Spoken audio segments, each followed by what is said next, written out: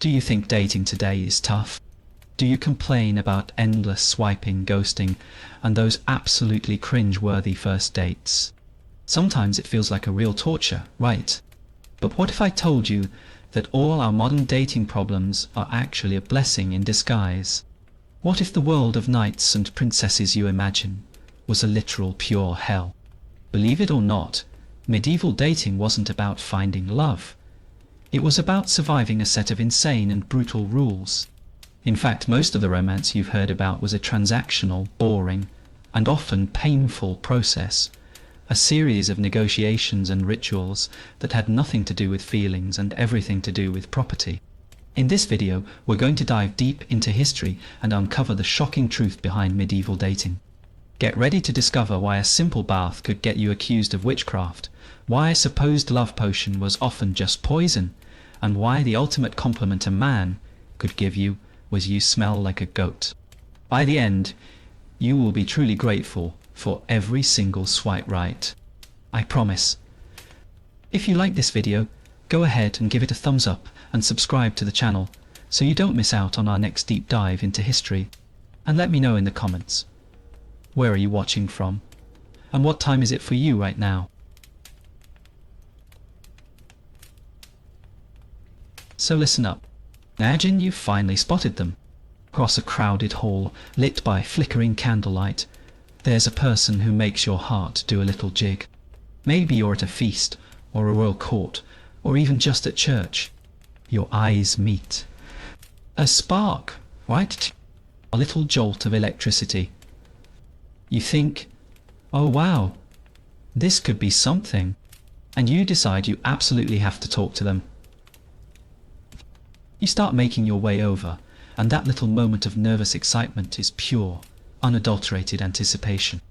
This is the moment where romance is supposed to ignite, right?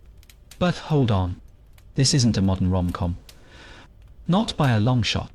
This is a very specific, and frankly, kind of messed up chapter in history. Now, as you approach, you notice them. The chaperones wide. There's a whole posse of them, isn't there? Wow. It's not just a parent, it's a small army.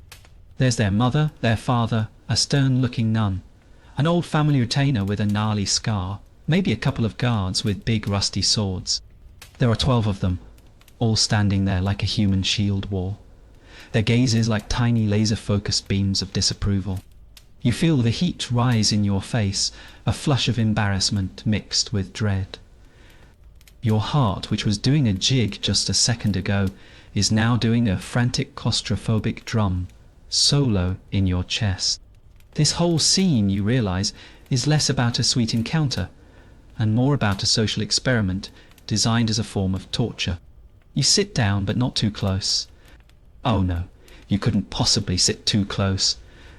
There are at least 3 people wedged between you and your potential paramour. The air is thick with tension.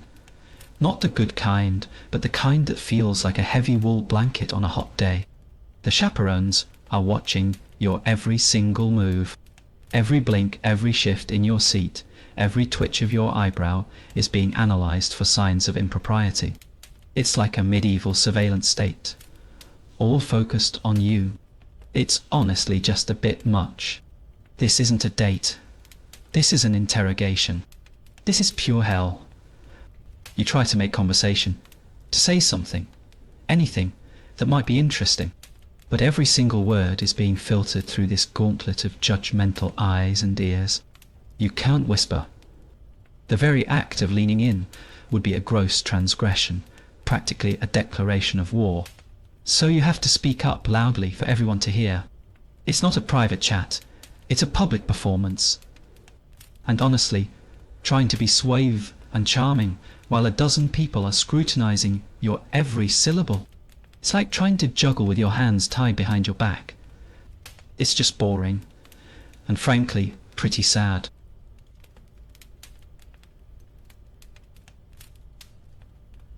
And the eyes. Oh, the eyes. You try to catch their gaze again, to share a little moment, a silent message, but it's impossible. Their head is bowed, their eyes fixed on their hands or on the floor. It's a defensive posture, a way of surviving this bizarre spectacle. You feel a pang of empathy for them, for the awkward position they're in. It's a truly terrible situation, a social prison built for two eyes. And the chaperones, they're not just watching, they're judging. The priest clears his throat. The mother gives a pointed, silent shake of her head. Every single one of them is a living, breathing cringe factor. This entire setup, you realize, is designed to snuff out any possibility of real connection. It's a medieval dating technique, if you can even call it that, that seems purposefully crafted to make any kind of meaningful interaction next to impossible. You can't get to know them. You can't ask them what they think about the stars or what their dreams are. Everything is surface level, a sterile exchange of pleasantries under the watchful, unblinking eyes of the moral police. This is not the kind of story you'd want to tell your grandkids. This is the kind of story that you try to forget, the kind of memory that makes your cheeks burn, even centuries later. This is not a fun story. This is a boring history. And what about touching? Ha ha! Forget it. That's a whole other level of danger. A single accidental brush of hands as you reach for the same piece of bread. That's not a cute little movie moment. Oh no, that's a death sentence. Or at the very least, a forced marriage. Your mind races through the possibilities. You'd either be marched to the nearest church and wed on the spot, or you'd be put on trial for a public indecency charge. Sometimes, if you were really unlucky, you'd get both. It was a bizarre catch-22, a game with impossibly high stakes. A simple natural human impulse could lead to a lifelong commitment you never wanted, or to a public shaming that would follow you for the rest of your days. That's a level of torture that we can't even begin to comprehend today. Now imagine the sheer restraint required. The iron will you'd need to possess to not let a single emotion show on your face. You're trying to convey interest, a hint of affection, but you can't. Your face is a mask. Your hands are clasped tightly in your lap. All that energy, all that bubbling feeling of attraction has to be completely suppressed. It's a psychological pressure cooker, a silent contest of wills against a society that's decided that natural human connection is something to be feared and controlled. The pressure is suffocating. It's the kind of pressure that would make you want to scream, but of course you can't.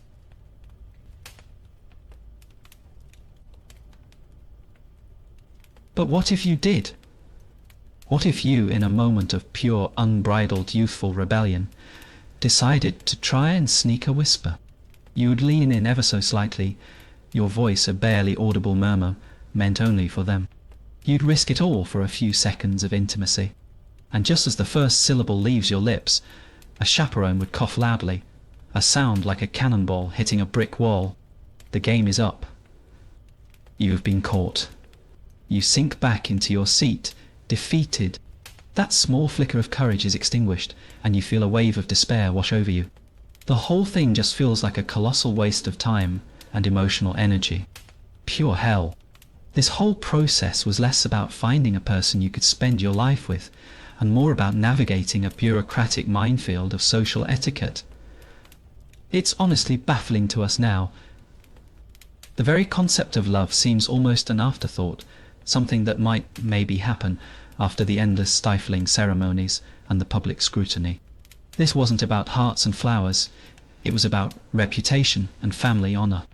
It was a business transaction, an exchange of social standing, and you were just a pawn in the game. You're not looking for a soulmate, you're just trying to survive a painfully awkward, multi-hour meeting. It really makes you wonder, doesn't it? How did anyone ever find someone they genuinely cared about in this oppressive atmosphere? You can't help but feel a little bit of second-hand cringe. The awkward silences, the disapproving glares, the constant feeling of being watched and judged. It sounds like the worst first date ever on a loop, every single time.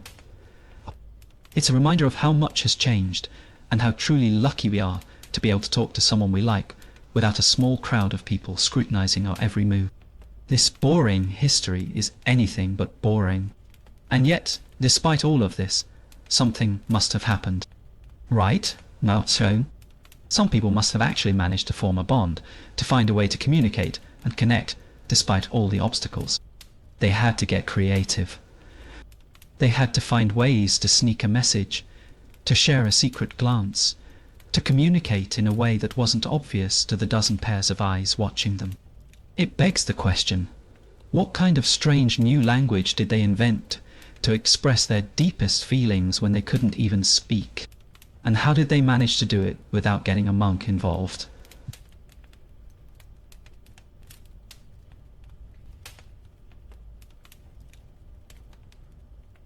So you've somehow managed to survive the chaperone gauntlet. Congrats! Now what? You want to actually express your feelings, to tell this person that their eyes are like two stars and that their smile makes the sun look boring. But oh, there's a little problem. You can't read or write. It's not your fault. Most people couldn't back then. It was a skill reserved for the super educated, and more often than not, the clergy. So to communicate your deepest feelings, your heartfelt love, you have to hire an intermediary. And who's the best person for this delicate romantic task aloft? A stoic, celibate monk. What could possibly go wrong? Right. This is starting to feel like a special kind of torture. You trudge over to the monastery, clutching a small bag of coins. You find Brother Thomas, or whatever his name is, a man who has sworn off all earthly pleasures, and you sit down to try and explain the turmoil in your soul.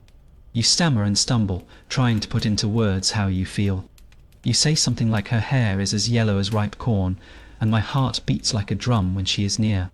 Thomas, bless his soul, just stares at you with a blank expression, his quill poised over a piece of parchment. He's not a poet, he's a record keeper. He writes down what you say, but it loses something in the translation. The whole thing is awkward. It's a truly cringy moment, a pure hell of miscommunication. And here's the kicker. Brother Thomas has done this before. Allah,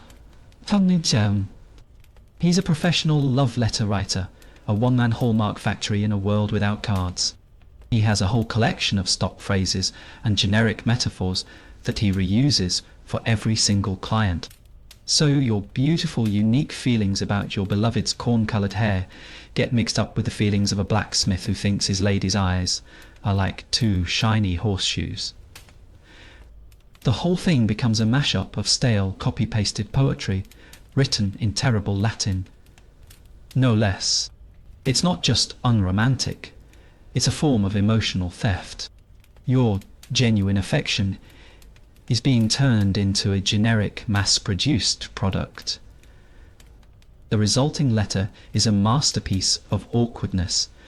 It's full of stilted phrases and outdated idioms. It's not in your voice, it's in the voice of a guy who thinks a good time is a silent prayer in a cold stone room. The beautiful words you try to express are buried under a mountain of clumsy, cliched sentences. When your love interest receives the letter, they won't be reading your heart. They'll be reading a mishmash of other people's thoughts, filtered through the mind of a monk. This is probably one of the most anticlimactic moments in all of history.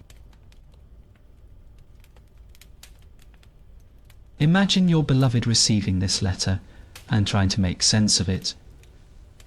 They might even hire their own monk to read it to them, and as the words are read aloud, you can't help but feel a profound sense of disappointment.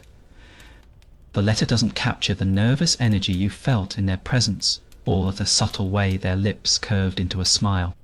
Instead, it talks about virtues and heavenly duties in a way that's completely disconnected from your experience.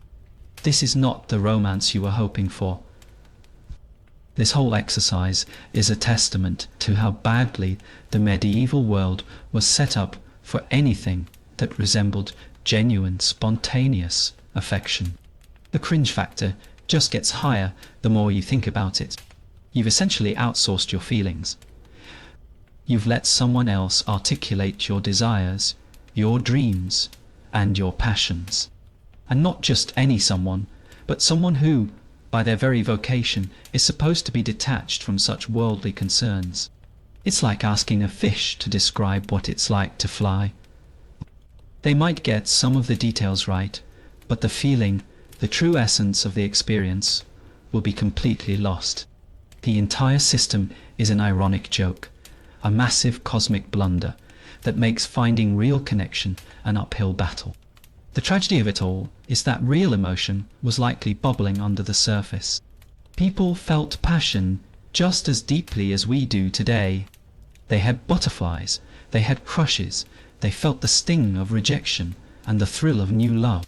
But their ability to express it was fundamentally crippled by the social and intellectual limitations of their time. The monk's letter was a poor substitute, a band-aid on a gaping wound. It's a sad and frankly boring part of our collective human story, a testament to how hard people had to work just to express something that should be so simple and natural. This is a story about the disconnect between feeling and expression. You have a profound feeling in your gut, and all you can give it is a clumsy, second-hand voice. It's the kind of torture that goes right to the core of what it means to be human. The need to be seen and understood. And in this era, being understood was a privilege, not a right. Your feelings were a secret. You had to pay to have badly translated and then hope for the best. And let's not forget the financial cost. That small bag of coins you paid Brother Thomas was probably a decent chunk of your meagre savings. You're not just paying for a letter, you're paying for the chance to be heard, to have a shot at romance. But in the end, what you get is a generic poem that could have been written for anyone, about anyone. The whole system is rigged against you, a microcosm of how expensive and difficult life was, back then, even for the simplest things. This journey to the monastery, the stilted conversation, the predictable letter, it all highlights the absurdity of medieval courtship. It makes you feel a kind of second-hand embarrassment that a simple note of affection was such an arduous, formal process. It was a ritual that sucked all the air out of the room, leaving nothing but a formal, stiff and lifeless exchange. It's a moment in history that makes you truly appreciate the simplicity of a text message, or even just being able to look someone in the eye and say, "I really like you." And after all of that, the chaperones, the monk, the generic letter, what if the person you're trying to woo is also illiterate?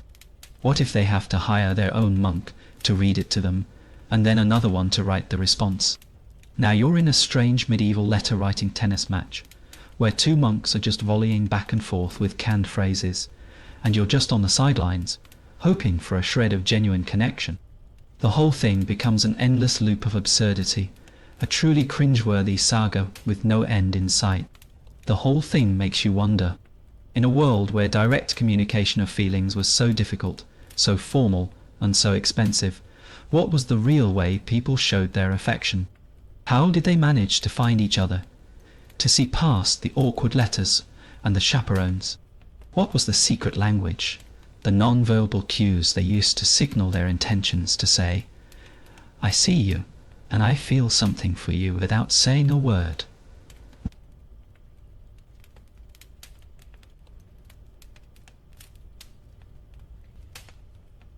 So you've survived the chaperones and the monk-written love letter. You've somehow, against all odds, managed to secure a date. Now, where do you go for a romantic outing? Not a fancy restaurant, not a quiet walk in the park. Oh no, you go to the public bathhouse. Yeah, you heard that right. This was a place where men and women bathed together. It sounds on the surface like a scene straight out of a romance novel, right? People lounging in warm water, steam filling the air, perhaps a few flowers floating on the surface. But let me tell you, the reality of this particular piece of history was a whole different story. This was an experience that was more of a punishment than a pleasure, a kind of public torture designed to test your very limits. You walk in, and immediately the fantasy shatters. The air isn't filled with the scent of jasmine and roses. It's a heavy, thick miasma of unwashed bodies, stale water, and something you can't quite put your finger on. The place is packed. It's noisy, a cacophony of shouting, splashing, and general chaos. It's less a serene spa, and more a medieval water park, but with none of the fun. People are everywhere, bumping into each other, their skin pale and wrinkled from the prolonged soak. This is definitely not the intimate, quiet setting you had in mind for a meaningful conversation. This is pure hell. As you get closer to the water, you start to notice the details. The floor is slick with, well, let's just say it's not soap. The water itself is murky and dark, and you see something floating that looks suspiciously like an earwig. The wooden walls are rotting in spots, and a thin layer of grime covers everything. This isn't just unhygienic, it's a breeding ground for every disease known to man. It's an experience that makes you question your choices in life. It's the kind of date that makes you want to turn around and run, but you can't. You're already there, and backing out would be a huge social misstep. The whole thing is just a cringe-worthy spectacle. And then there are the creatures. Fleas, for example. Lots of fleas. They seem to thrive in this damp, crowded environment. You find yourself constantly scratching, trying to be discreet about it while simultaneously trying to have a conversation. It's a battle against nature itself. You're not just trying to make small talk, you're trying to not get eaten alive by parasites. It's not exactly a great setting for falling in love. You're so distracted by the constant itching, and the fear of catching something that any potential connection is completely lost. It's a boring and uncomfortable experience, to say the least.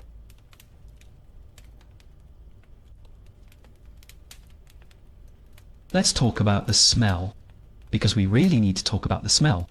It's a sensory overload. The combined scent of dozens of unwashed people, plus the stagnant water and the general filth of the place, is overpowering. It's a smell that sticks to your clothes, to your hair, to your very memory. You're trying to flirt, but your nostrils are being assaulted by a dozen different odours, all of them unpleasant. You find yourself holding your breath, trying to speak between quick, shallow gulps of air. It's a date that's more about surviving the aroma than about finding chemistry. You try to focus on the person you're with. You try to make eye contact, to ignore the splashing of the kids nearby and the loud arguments happening in the corner. But it's impossible. Your senses are on high alert, and not in a good way. Every detail of the bathhouse is actively working against you. The dirty water is creeping up to your chin. The cold draft from a broken window is making you shiver. And the constant noise is grating on your nerves. This is not just an anti-romantic setting. It's a setting that actively hates romance. It's a testament to how truly bizarre and terrible medieval dating could be. And the worst part of all this is that in paintings and stories from the time these bathhouse dates were often depicted as beautiful, almost idyllic scenes. They showed clean, well-lit rooms with pristine water and graceful couples. The reality was so starkly different, so much more disgusting and chaotic. It's a classic example of how history can be rewritten, how the myth can become so much more appealing than the truth. But you're living the truth, and the truth, in this case, smells like a wet dog and a forgotten vegetable patch. This isn't just an unpleasant experience. It's a bait and switch, a torture by false advertising. The contrast between expectation and reality is what really makes it all so deeply uncomfortable. You went in hoping for a moment of quiet connection, a chance to get to know someone without the chaperones, and what you got was a filthy public spectacle. It's a level of cringe that feels almost cinematic. You're there, trying to make the best of it, but inside your stomach is doing a slow, churning flip. You feel a profound sense of disappointment, not just for the date, but for the entire romantic process. You can't help but wonder if this was all a test, a way to see if you were tough enough, if your feelings were strong enough to survive this ordeal. Was the person you were with also holding back a gasp of disgust, a shudder of revulsion? Or were they just completely used to this, completely desensitized to the chaos and the filth? The uncertainty adds another layer of pure hell to the whole situation. You're not just on a bad date. You're on a bad date while trying to decipher someone else's emotional state in the midst of a sensory assault. After what feels like an eternity, you get out. You dry off, put your clothes back on, and step outside into the crisp, clean air. It's like being reborn. The cool air on your skin feels incredible. You take a deep breath, and for a moment, the world feels normal again. You and your date walk a little bit apart, not touching, not speaking. The shared experience, the collective trauma of the bathhouse, has created a bizarre kind of bond, but it's not a romantic one. It's more of a, well, we survived that together, I guess, kind of bond. The date is over, but the stench of it, both literally and figuratively, lingers. The whole experience makes a quiet, simple conversation feel like a luxury. You're walking home, the lingering smell of the bathhouse a ghost on your skin, and you can't stop thinking about one thing. In a world where bathhouses were the go-to romantic spot, how did anyone ever manage to smell good? What did they do to get rid of the grime and the fleas? What strange concoctions did they use to make themselves even remotely appealing? Thought of finding someone appealing in this era seems almost impossible. The whole process of love seems to be a battle against filth, and not just the metaphorical kind. And with that thought, you can't help but wonder what people did when they wanted to impress someone with how they smelled, instead of how they looked. What were the social consequences of trying to stand out from the crowd? The bathhouse date was just one example of the challenges people faced. But what about the smaller, more subtle social cues? How did they navigate a world where smelling too good was a red flag? So you've survived the chaperones, and the monk, and the plague-infested bathhouse. You're probably thinking, maybe I'll try to smell a little better for the next time we meet. You know, put on a bit of perfume, wash your hair, maybe your clothes, a little bit of self-care to make a good impression. Sounds like a good idea, right? Absolutely not. You'd think that in a world of filth, a good smell would be a breath of fresh air. Instead, it was a massive red flag. This particular quirk of medieval history is so counterintuitive, it feels like a cosmic joke, another layer of torture in the already complicated game of medieval dating. In the Middle Ages, smelling nice was considered, well, suspicious. Strong perfumes, fragrant oils, even just the scent of clean laundry. It all pointed to one thing. You were trying to seduce someone. And seduction, my friend, was a sin. So you'd find yourself in a bizarre situation, where trying to be attractive was seen as a moral failing. The very act of attempting to smell good was seen as a sign of spiritual weakness, a temptation of the flesh that good, honest, God-fearing folk would never indulge in. It's a complete inversion of everything we understand about romance. It's truly a cringeworthy situation. So you're stuck. You can't go to the bathhouse because it's pure hell. You can't smell good because it's a sin. What's left? You're basically forced to exist in a state of natural musk. Clean hair and clothes, things we see as basic hygiene, were seen as vanity, an act of pride that drew unwanted attention. Imagine that. You've spent a whole afternoon washing your best tunic, and you wear it to a social gathering, only to have everyone look at you sideways, whispering about your sinful attempts at making yourself appealing. The date that's destined for failure before it even begins. The logic behind this was simple and brutal. If you smelled too good, people assumed you were in league with the devil, or at the very least, you were a witch. Fragrance was associated with magical potions and dark arts, things that were meant to bewitch and ensnare people. The scent of a rose might not have been just a pleasant smell. It could have been a sign of a dark pact, so your attempt to be appealing was in the eyes of many an act of pure evil. It's a deeply unsettling part of history, one that shows how fear and superstition dictated every aspect of daily life, even something as simple as love.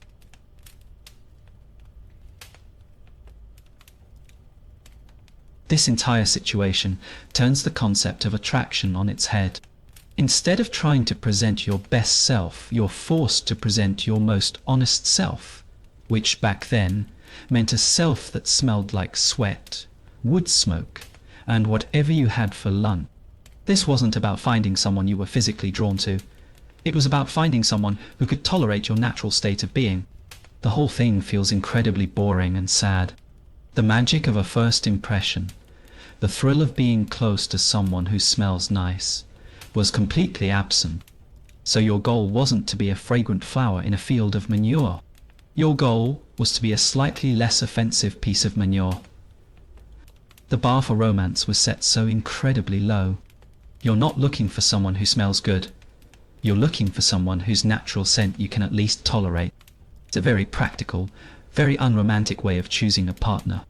It's the opposite of a fairy tale. It's a pragmatic, brutal reality, where hygiene was a luxury and smelling bad was a sign of virtue. Imagine the pressure.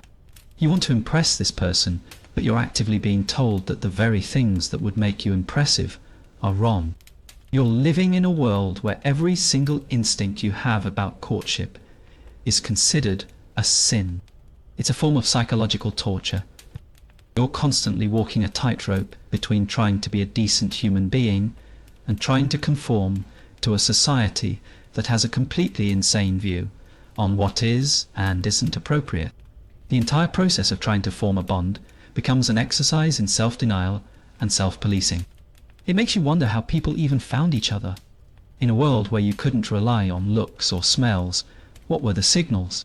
What did you look for in a partner?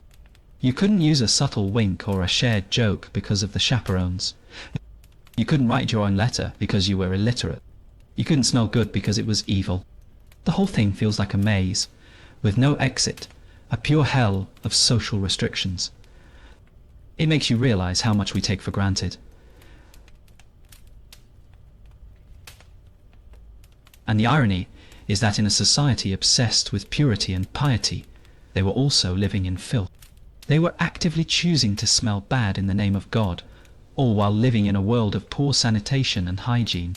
It's a bizarre paradox, a contradictory belief system that makes no sense to us today. It's a reminder that what we consider normal and natural is often a product of our time and place. And this particular time and place was a very weird one indeed. So you're left with a profound feeling of helplessness. You can't win. If you try to smell good, you're a sinner. If you don't, you're just another smelly person in a smelly crowd. It's a cringe-worthy dating scenario that is designed to fail. It shows that love wasn't just a challenge back then. It was an obstacle course of social and moral hurdles that were often impossible to overcome. This wasn't a romantic pursuit. It was a test of your very soul. This kind of logic really makes you appreciate the simple things. Like, a simple bar of soap, or a deodorant stick. It makes you realize that what we consider basic daily routines were once fraught with moral and social danger. This wasn't just an unpleasant part of history. It was a deeply ingrained social belief system that actively made love a difficult and complicated thing to find. The whole experience makes you feel a profound sense of relief that you weren't alive to experience this particular kind of pure hell. But with all these challenges, you have to wonder what people did when they finally got close to someone. What was it like to share a kiss in a world where everyone had terrible hygiene? What was the physical reality of romance in a world where toothbrushes didn't exist and fresh breath was a myth? What was the sensory experience of a kiss, and how did it affect the perception of love? So you've somehow navigated the labyrinth of chaperones, monks, bathhouses, and the whole don't smell nice rule. You've gotten close to someone. You're at that moment, that universally understood moment of truth. The kiss. In our modern minds, A kiss is a culmination, a moment of connection that's all soft lips and fresh breath. But let's take a hard, unflinching look at what a medieval kiss was actually like. Spoiler alert, it was a level of sensory torture that would make you question if romance was even worth it. This is a very real, very unappealing part of history that we tend to romanticize, but the truth is far from a fairy tale. You have to remember, toothbrushes didn't exist. Mouthwash? Forget about it. People used rough cloths or twigs to clean their teeth, which was largely ineffective. So dental hygiene was practically non-existent. We're talking about a world of rotten teeth, blackened gums, and open sores. The moment of a kiss wasn't about soft lips. It was about the gritty reality of someone else's dental decay. The experience wasn't just unpleasant, it was a visceral, disgusting act that required a strong stomach and a profound willingness to overlook some truly gross details. This is the definition of pure hell. And let's not forget the breath. Oh, the breath. In air, without mints or any kind of breath freshener. Everyone's breath was, to put it mildly, an assault on the senses. It was a cocktail of everything they'd eaten, from fermented beer to roasted root vegetables, all stewing in their mouth for hours or days. The moment you leaned in for that kiss, you weren't met with a pleasant scent. You were met with a wave of pungent, stale air. It was a huge barrier to intimacy, a physical obstacle that made every romantic moment a challenge. It's a truly cringeworthy part of life back then. The texture of a kiss was also completely different. Instead of a soft, gentle pressure, you'd be met with the feeling of what I can only describe as mashing, damp dough together. This wasn't a sweet, delicate connection. It was a clumsy, often painful sounding coming together of mouths that were, by modern standards, in a state of serious disrepair. The lack of teeth was a common issue, so you might be kissing someone who was missing a few or many. The whole thing was just a profoundly unromantic and frankly boring experience that was devoid of any of the passion and grace we associate with a first kiss today.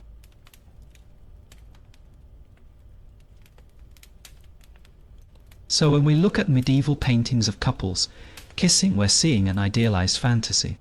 The reality was a far cry from the art. It was a very practical, and often gross, part of life. To truly love someone back then meant you had to get past all of this. It meant that your affection for them had to be strong enough to overcome the physical reality of their poor hygiene. It's a very weird, very brutal test of affection, where true devotion meant surviving the smell and feel of a kiss that was more of an endurance test than a romantic gesture. This brings up a fascinating, albeit gross, point. The concept of physical attraction was completely different. We are drawn to people who we find visually and aromatically appealing. In the Middle Ages, those two senses were constantly being assaulted. The people you were attracted to were likely toothless and had terrible breath. So the concept of romance was much more about a person's character, their wit, their family's standing, than it was about their physical attributes. It's a reminder that beauty standards and what we find attractive are completely a product of their time. You can't help but feel a deep, visceral sense of pity for people back then. They were just trying to find connection, just trying to experience love, and every single step of the process was made incredibly difficult, even the most intimate moments. The kiss, which should have been a high point, was just another low point on a long list of challenges. This is not the stuff of great legends, it's the stuff of nightmares. This particular part of history is a humbling and repulsive reality check on how much we've progressed in some very basic ways. This entire situation turns the classic romance trope on its head. The passionate sweeping kiss from a movie scene. Totally out of the question. Whoa. Medieval kiss was more of a formality, a social ritual that had to be endured. It was a sign of a commitment, not an act of passionate desire. He had a job to do, and that job was to solidify a partnership, not to create a spark. This is not to say that people didn't feel deep emotions, but the expression of those emotions was just profoundly unattractive.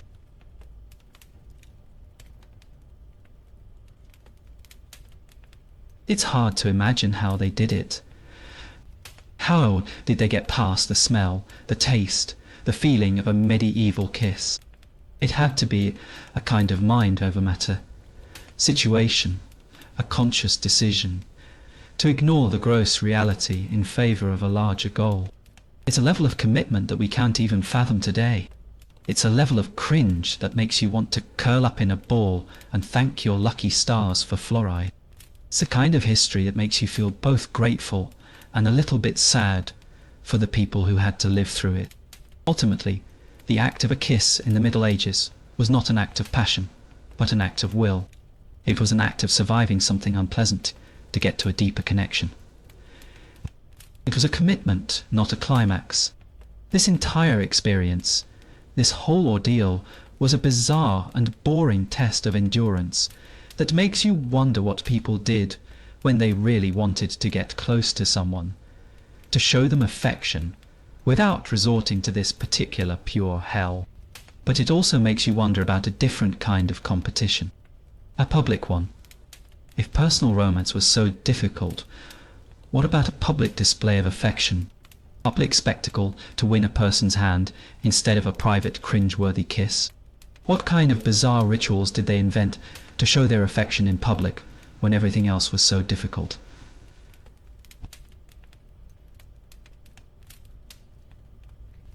So you've navigated the bathhouse, the bizarre hygiene rules, and the utter chaos of medieval life. How do you, a would-be suitor, actually stand out? With all the rules and restrictions, the personal approach is a non-starter. So what's left? Public spectacle, of course. Welcome to the public poetry duel. This wasn't a quiet, candlelit affair, where you read a poem to a single person. Oh no. This was a gladiatorial arena. For words, a public performance that was equal parts embarrassing and desperate. The whole thing was a brand of social torture that was designed to weed out the weak and make a fool of anyone with a stutter.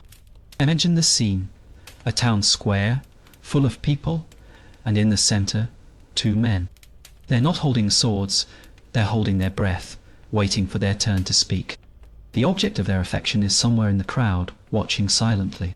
Your job is to stand there and recite a love poem, a public declaration of your feelings, to a woman you probably barely know in front of everyone.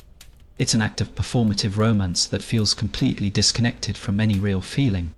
The pressure is immense, and the stakes are far, far too high. This is the definition of pure hell. And the poems themselves?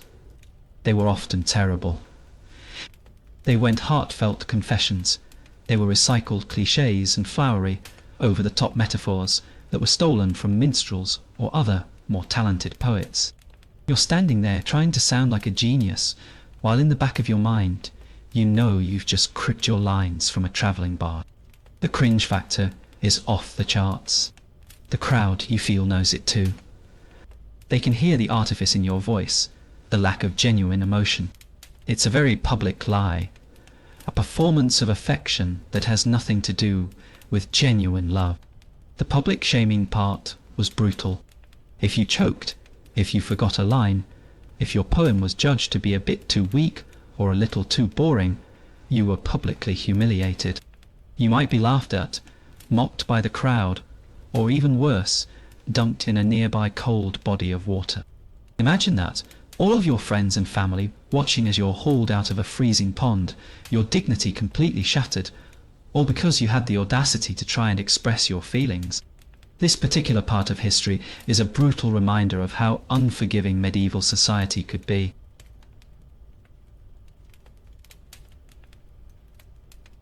The winner didn't even get a date. They got a handkerchief, a tiny, embroidered piece of cloth. That's it. No dinner, no walk in the woods, no moment of quiet conversation. Just a token of their victory, a symbol of a win that didn't actually lead to anything. The ultimate anticlimax, a perfect encapsulation of how little the actual feelings of the people involved mattered. The whole thing was more of a game for the crowd than a serious attempt at courtship. The entire tradition was a bizarre and boring detour on the road to marriage. This kind of ritual, this bizarre competition, tells you everything you need to know about medieval courtship. It wasn't about a personal connection, it was about a public display of worth. You weren't wooing a person, you were winning a contest. Your skills as a poet were a proxy for your value as a suitor, a demonstration of your cleverness and your courage. It's a kind of love that's completely divorced from feeling. It's a business transaction, a performance, and a contest all rolled into one. Let's be honest, most of the poems were stolen anyway. The ability to read and write was rare, but the ability to memorize a few rhyming couplets was not. So you'd have a bunch of people standing in a town square, all reciting the same 10 or 15 poems that had been passed around, all trying to pretend that they were a true poet. It's a hilarious and sad thought, a collective exercise in deception. The whole thing feels like a medieval version of karaoke, but with much higher stakes and a lot more public cringe. The constant fear of being publicly shamed adds another layer of torture to the whole thing. You're not just fighting for a handkerchief, you're fighting for your reputation. A bad performance could follow you for years. People would remember the time you fumbled a line, the time you got dunked in the water. Your dating life would be over before it even began. It's a powerful, almost crippling force, this public judgment, and it's a constant weight on your shoulders, a pure hell that never seems to end. This entire tradition, this strange custom, reveals the deep social disconnect of the time. People were so afraid of private intimacy, so afraid of genuine connection, that they invented these strange public rituals to act as a substitute. The poetry duel wasn't about vulnerability, it was about armor. It was a way to hide your true feelings behind a mask of performative poetry and competitive bravado. It's a testament to how badly medieval society had broken the simple concept of romance. The whole thing makes you wonder what people were really thinking during these events. Did the woman being wooed even care about the poetry? Just watching, waiting to see who would fall into the water. Was she a participant in this boring spectacle, or was she just another audience member? It's a question of agency, and in these kinds of rituals, it seems like the woman had very little of it. She was just a prize, a spectator, in a game she didn't get to play. So you've somehow won. You've recited the poem perfectly, and you've been awarded the handkerchief. You look at the crowd, then at the woman, and you're left with a profound feeling of emptiness. You have a token, a prize, but you don't have her. You've won the game, but you've lost the opportunity for anything real. This is not the stuff of great love stories. This is the stuff of bad social etiquette and a whole lot of cringe. And yet, despite all this, these bizarre rituals existed. They were a part of the fabric of medieval life. But what about the more private, more intimate rituals? What about the things that happened behind closed doors? Things that were considered so important that the church and the family got involved. If winning a handkerchief was this complicated, what about the rituals that came after? The ones that were a matter of family honor? So you've made it through the poetry duel, and, against all odds, you've been chosen. The next step is marriage. You'd think the worst was over, but you'd be dead wrong. For some noble families, the marriage was just the beginning of a whole new level of intrusion and anxiety. Before the vows, before the feast, there was a secret, deeply personal and profoundly unsettling ritual. This was not a moment of quiet reflection. It was a physical examination, a medical inspection to prove a woman's purity. This particular brand of social control feels like a deeply personal form of torture. Imagine the scene. You, the bride, are taken to a private room. But it's not private in the way we understand it. It's not a sanctuary. It's a sterile space where a midwife, a matron, or sometimes even a physician, is waiting. This person, a complete stranger, is there to perform an intrusive physical exam, all to confirm your virginity. It's a completely dehumanizing moment, a total erasure of your personal boundaries. You're not being seen as a person, a potential partner, a future mother. You're being seen as an object to be inspected, a vessel whose value is determined by a physical detail. This is pure hell. The midwife would then report back to the family. The groom's family, the bride's family, everyone would be waiting for the verdict. This information, something that should have been yours and yours alone, was now a piece of public data, a fact to be discussed and debated. The lack of privacy is truly staggering. Your most intimate detail was a matter of family honour, a point of negotiation in a business deal. The whole thing is so utterly impersonal, so clinical and cold that any notion of romance is completely extinguished. The whole thing just feels deeply wrong, a truly cringe-worthy moment in time. If she failed the test, the consequences were devastating. The marriage could be called off entirely, bringing shame, not just on her, but on her entire family. Her reputation would be ruined, and her future would be in tatters. This test was based on a flawed understanding of human anatomy, where the simple presence or absence of a hymen was seen as irrefutable proof of sexual history. So a woman could have been a virgin her entire life, and still fail this impossible test, all because of a lack of medical knowledge. The whole thing was a terrible, boring gamble, a game of chance where the stakes were her entire life.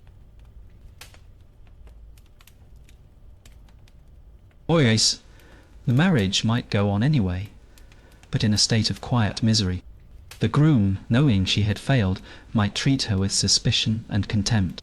She would be forced to live with this secret, this shame, for the rest of her life, in a marriage that was built on a foundation of distrust and disappointment. The public face of the marriage would be one thing, but the private reality would be a world of pain and suffering. It's a tragedy, a story of a life that was set up to fail before it even began. This is the part of history we don't want to talk about, the part that's truly heartbreaking. The entire process was less about finding a partner and more about securing a bloodline. The groom needed to know that the children his wife bore were his, that the family legacy was secure. This ritual was a way of guaranteeing paternity, of protecting an inheritance. It's a reminder that medieval marriage, especially among the nobility, was a business transaction, an exchange of goods and property, and the woman was often just a part of the deal.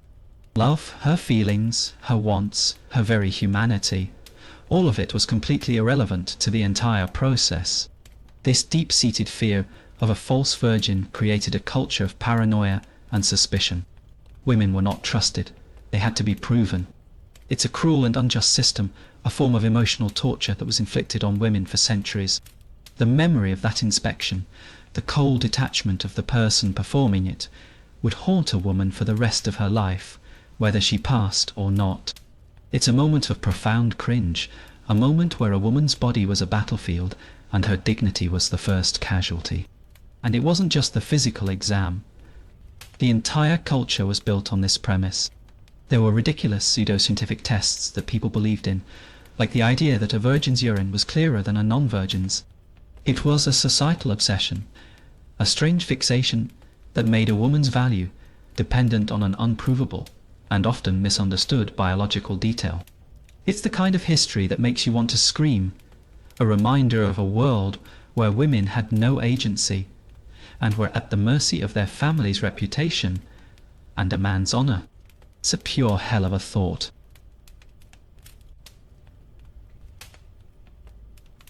The sad reality is that many women, especially those from lower classes, were not even given this kind of formal inspection. Their worth was assumed to be lower, so their virginity was less of a concern to noble families. This ritual was a special kind of torture reserved for women who were considered valuable enough to be inspected. It was a bizarre kind of honour, a twisted validation that only added to the anxiety and the shame. It's a stark reminder of the class divide and the different ways in which people were seen and treated. The sheer indignity of it all is hard to fathom. Imagine living your entire life knowing that your worth was tied to a medical inspection, that your future happiness was dependent on a doctor's report. This is not the stuff of happy endings. It's the stuff of a long, boring and deeply depressing drama. It's a world where romance was a fleeting, almost impossible dream, and the reality was a world of business, shame, and obligation. But it's this kind of detail that makes you truly appreciate the journey of those who came before us. It makes you realize just how far we've come. The very idea of this ritual, this practice, seems completely alien to us today. It's a reminder of a past that was incredibly different from our own, and a past that makes the difficulties we face seem a lot less daunting. This is the history that makes you feel a profound sense of gratitude. And yet, despite all the trauma and indignity of the inspection ritual, it wasn't the end of the story. The family wasn't done. They still needed proof of a successful marriage, a sign that the union was truly sealed. They had a separate and equally awkward ritual for that. Makes you wonder what could possibly be more invasive than a premarital physical exam, and what kind of public spectacle they invented to prove that the marriage was official.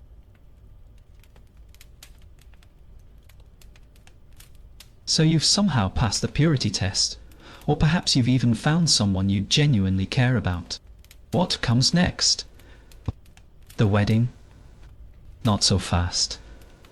Before any of that can happen, the families have to make a deal.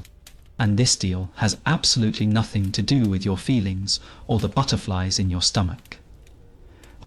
It's a business transaction, a negotiation that's all about assets and wealth. It's a moment in history where your future happiness was literally decided by the number of cows or goats your family could offer. This is a cold, calculated reality, and it's a special kind of emotional torture. Imagine the scene. Two patriarchs, maybe with a scribe, sitting at a long table. They're not discussing your shared interests or your future dreams. They're talking about land. They're talking about livestock. They're talking about a dowry, a sum of money or goods that your family has to provide to the groom's family. The entire process is transactional, a public display of wealth and power. Your role? To stand there and wait. To be the silent, passive subject of a negotiation that will determine the rest of your life. It's an exercise in helplessness, a pure hell of powerlessness. Your opinion in all of this? Irrelevant. Completely and utterly so. The men in the room don't care if you have feelings for someone else, or if you find the person they've chosen for you to be a total cringe fest. The only thing that matters is the deal. The marriage isn't about a partnership. It's about a merger. It's about joining two families, two estates, two bloodlines. Your personal happiness is a variable that is not even considered in the equation. This is not a love story, it's a ledger entry. The dowry was a major part of this deal. It could be a field, a handful of sheep, a chest of coins. The more you brought, the more valuable you were as a spouse. It's a cruel system, one that tied a woman's worth to her family's wealth. If your family was poor, your prospects were slim to none. Your value as a person was literally measured in cattle and coin. The whole thing feels profoundly boring and depressing, a complete stripping away of what makes a person, well, a person. The idea of love came after the deal. Or maybe it didn't come at all. People back then had this bizarre, pragmatic belief that romance was something that you could learn, something that would grow over time. They believed that you could and should grow to care for the person you were forced to marry. It's a nice thought, but it completely ignores the reality of human emotion. You can't force a feeling. You can't force love. It's a part of history that shows a deep misunderstanding of human nature. This brings up a chilling question. What was the point of all the dating rituals then? The chaperones, the poetry duels, the bathhouse dates, were they just a preamble to a deal that was already decided? It seems like all of the effort, all of the cringe, was just a way to pass the time before the real, non-negotiable business of marriage was conducted. It's a reminder that the world was built on a foundation of brutal practicality, and that there was very little room for things as frivolous as personal feelings. This entire process was a form of psychological torture. You were being sold traded like a piece of property, and you had to just stand there and take it. You had to smile, you had to nod, and you had to accept a life that was chosen for you, not by you. It's a level of powerlessness that's difficult to even imagine. The feeling of being a pawn in a game you didn't even know you were playing is a kind of pure hell that's hard to escape. And the man you were being married off to? He might have felt the same way. He might have been in love with someone else, but his family's need for land or money was more important. So, you're not just a victim of this system, you're a participant in a shared tragedy. You're being forced into a lifelong commitment with someone who might resent you, just as you resent them. It's a recipe for a deeply unhappy life, a boring existence of shared obligation and silent animosity. The whole thing makes you realize just how revolutionary the idea of marrying for love truly is. It's an idea that has been fought for an idea that has been a long time coming. This part of history makes you appreciate the freedom to choose your own partner, the freedom to say no to someone you don't like. It's a sobering reminder of how much of our happiness is a result of the social and cultural changes that have happened over time. Ultimately, this was a world where romance was a luxury and marriage was a necessity. It was a world where you were born into a life that was predetermined, and your job was to live it out with as little fuss as possible. The concept of a love story was a myth, a tale that was told in songs and books, but rarely, if ever, existed in real life. This entire tradition is a cringe-worthy reminder of a world that was both brutal and beautiful, but rarely in the ways we imagine it. And this cold, transactional system of marriage set the stage for all sorts of other problems. If your marriage was a business deal, what happened when you had feelings for someone else? What happened when you were married off to one person, but your heart belonged to another? The rigid, unyielding nature of these marriages created a perfect storm for things like jealousy and betrayal, things that often ended in bloodshed. So you've been married off, a piece of a larger family contract, and your heart perhaps still belongs to another. This is where things get truly terrifyingly complicated.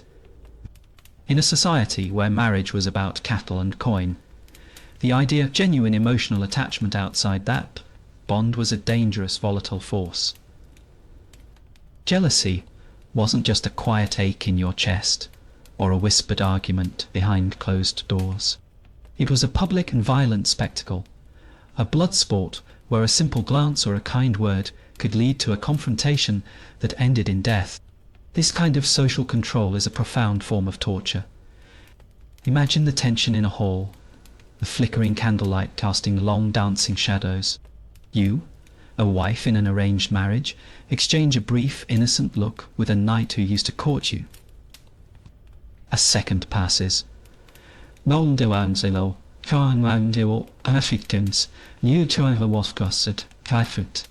A simple, silent moment. But your husband sees it.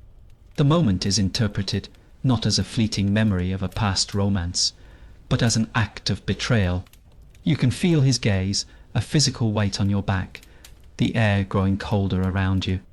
That small, silent glance, something that would be nothing today, was a spark that could ignite a powder keg of violence and retribution. The accusation wasn't a private matter, it was a public pronouncement. Your husband, fueled by rage and a sense of his own honour being tarnished, would not come to you quietly. He would make a scene. He might accuse the other man of flirting, of trying to steal his property. And this wasn't a problem to be solved with a conversation.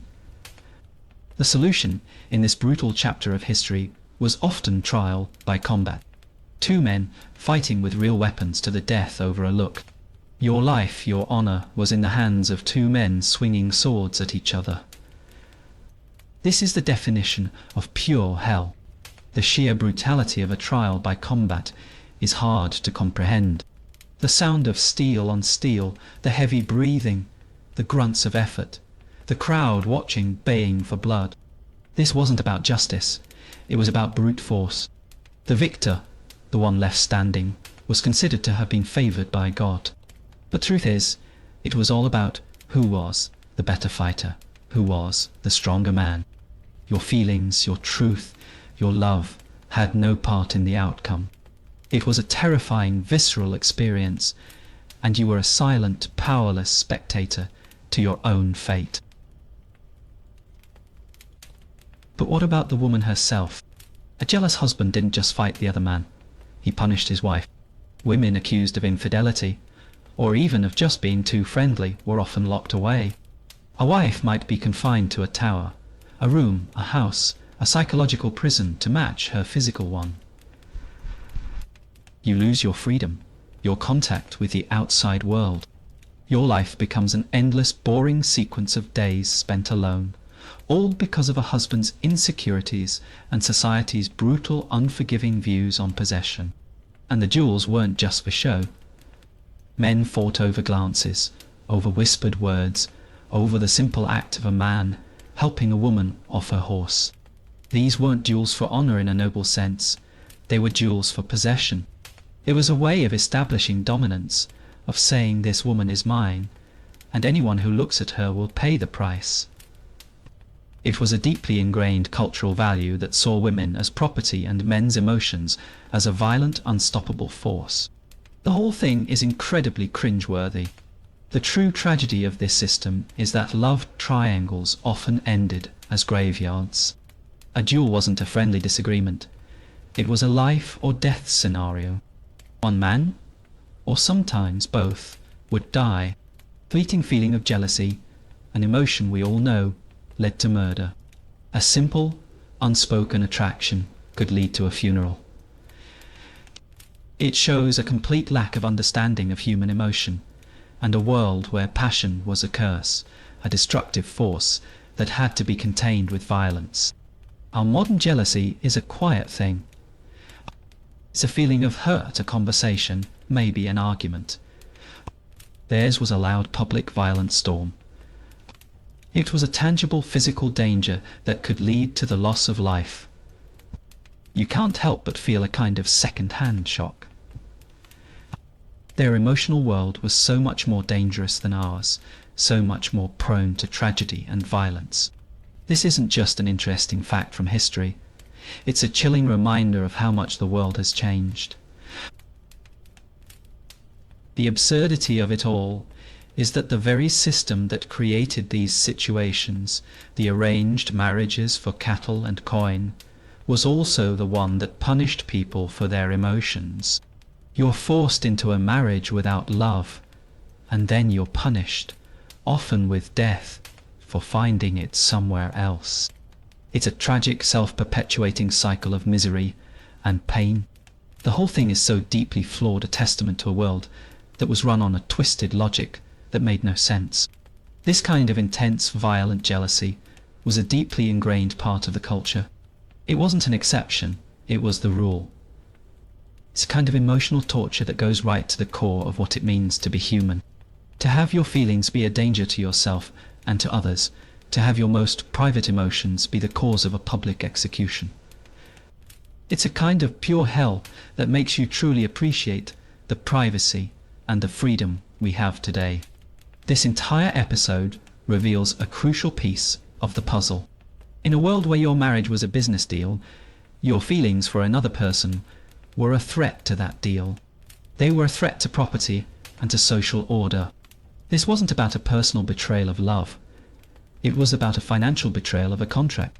The violence of jealousy was a way of reinforcing the social contract, a brutal public reminder that the rules of society were more important than the feelings of the individuals within it. But the violence of jealousy wasn't the only way to control love. What about a more subtle form of control? What about the dark arts, the potions, the strange concoctions people used to bend another's will?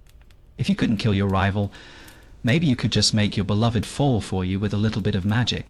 It's a thought that takes us down a dark, dangerous road, a path that was just as perilous as the town square.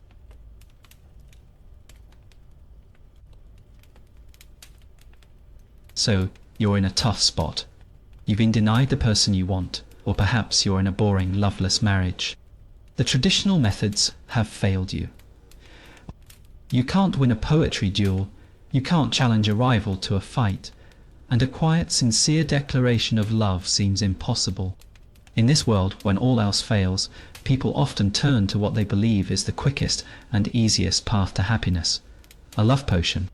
You'd think this was the stuff of fairy tales, but for many it was a terrifyingly real and often deadly gamble.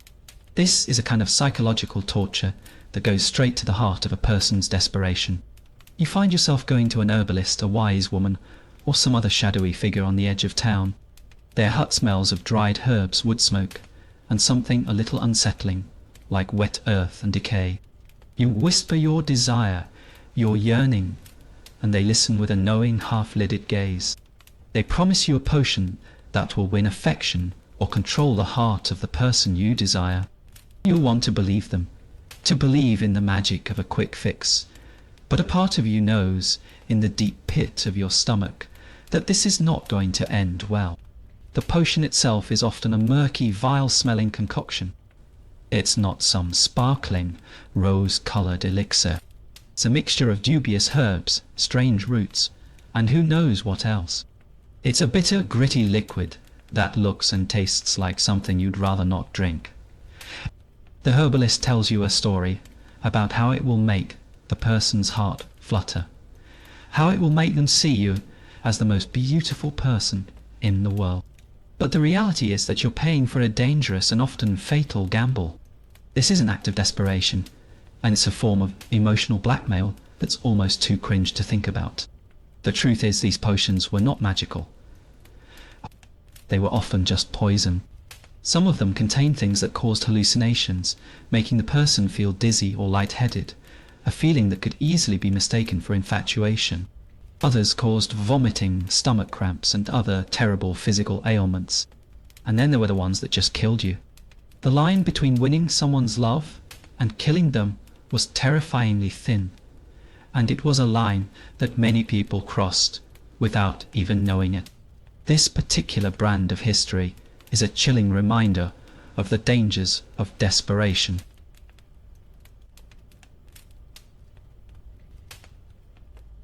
Imagine giving a potion to the person you care about. You watch them drink it, the hope in your heart battling the terror in your gut, and then you see their face change. Their eyes grow wide, their skin turns a sickly pale, and they start to vomit. Your act of romance, your desperate attempt to win their heart, has turned into a scene of utter horror. You are no longer a lover, you are a poisoner.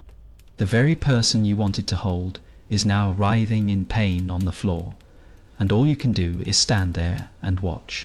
This is the definition of pure hell. The most ironic thing about these potions is that they were a substitute for genuine connection. People used them because they believed that their own character, their own charm, wasn't enough. They were trying to force a feeling, to bypass the hard work of building a relationship.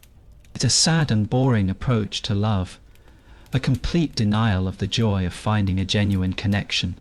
It's a symptom of a society that was so focused on rules and rituals that it had completely forgotten the importance of genuine human emotion. And the tragedy of it all is that it was all based on belief. People truly believed that these potions worked, and that belief often fueled the placebo effect. They would drink the potion and feel love, but what they were really feeling was a psychological response to a powerful suggestion. This is a very real part of our history that shows how easily people could be manipulated, how easily they could be tricked into believing something that wasn't real. It's a poignant and sad reminder of a world that was run on superstition and fear. The danger wasn't just physical. If you were caught trying to use a potion to win someone's love, you could be accused of witchcraft, an offence that often carried the penalty of public execution. So your attempt at romance could lead to your own death. It's a powerful deterrent, a social mechanism designed to keep people from resorting to what was considered dark magic. The entire process of trying to get ahead was a massive, terrifying risk, a form of emotional and physical torture that made life a constant tightrope walk.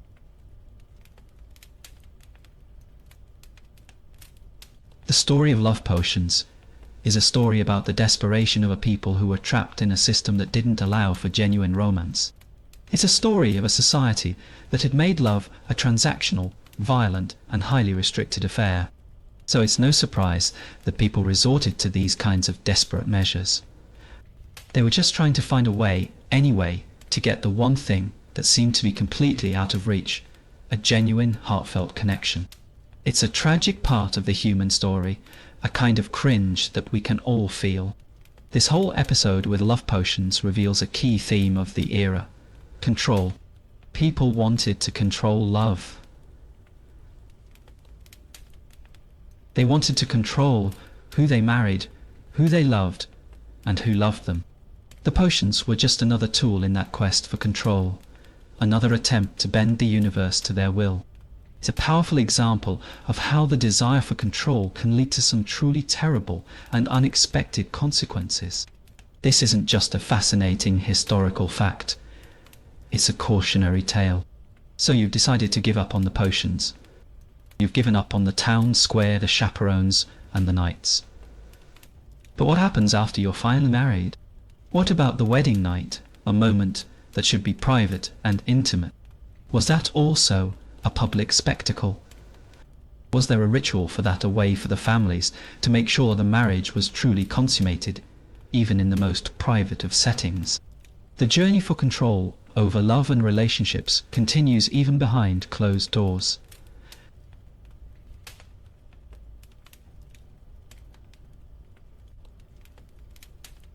So you've finally made it to your wedding night.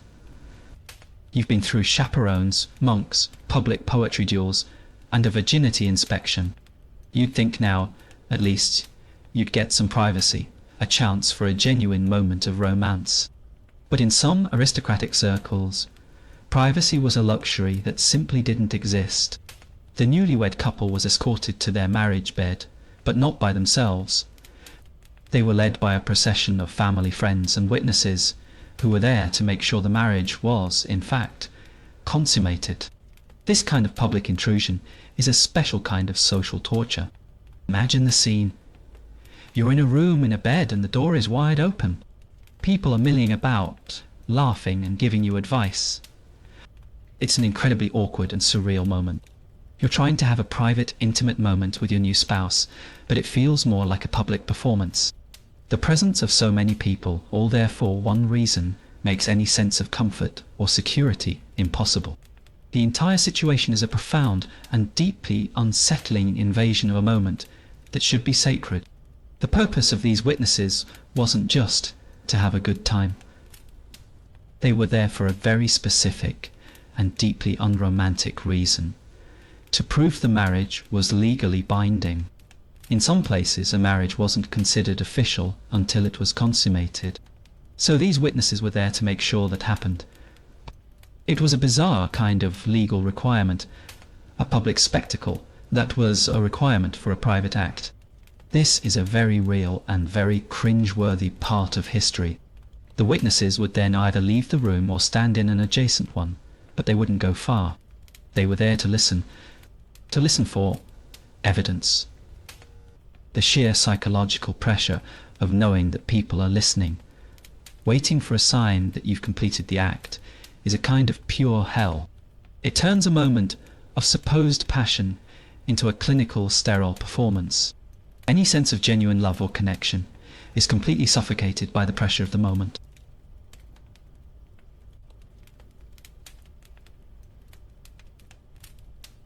The next morning was just as bad.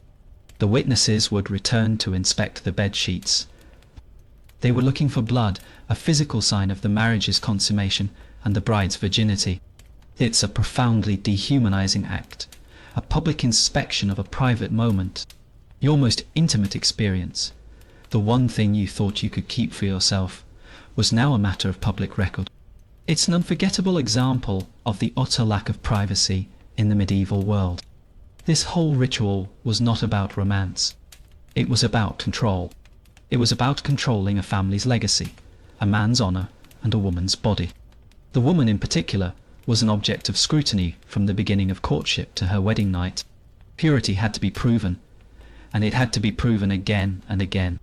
The entire process was a sad and boring cycle of public shaming, where a woman's worth was always on trial.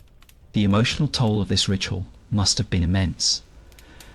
Imagine the anxiety, the fear, the utter lack of personal agency. It's a moment that would haunt a person for the rest of their lives, a constant reminder of a time when their most intimate moments were not their own. The wedding night, a moment that should be filled with hope and excitement, was instead filled with dread and public scrutiny. This is the part of history that makes you feel both grateful and a little bit sick. This entire ritual, this bizarre tradition, is a powerful example of a broken system. A system that prioritized family honor and control over the actual feelings of the people involved. The ability to find a genuine, intimate connection was constantly undermined by social rituals designed to assert dominance. The entire system was set up to fail, to create a world where love was an afterthought, and marriage was a business transaction.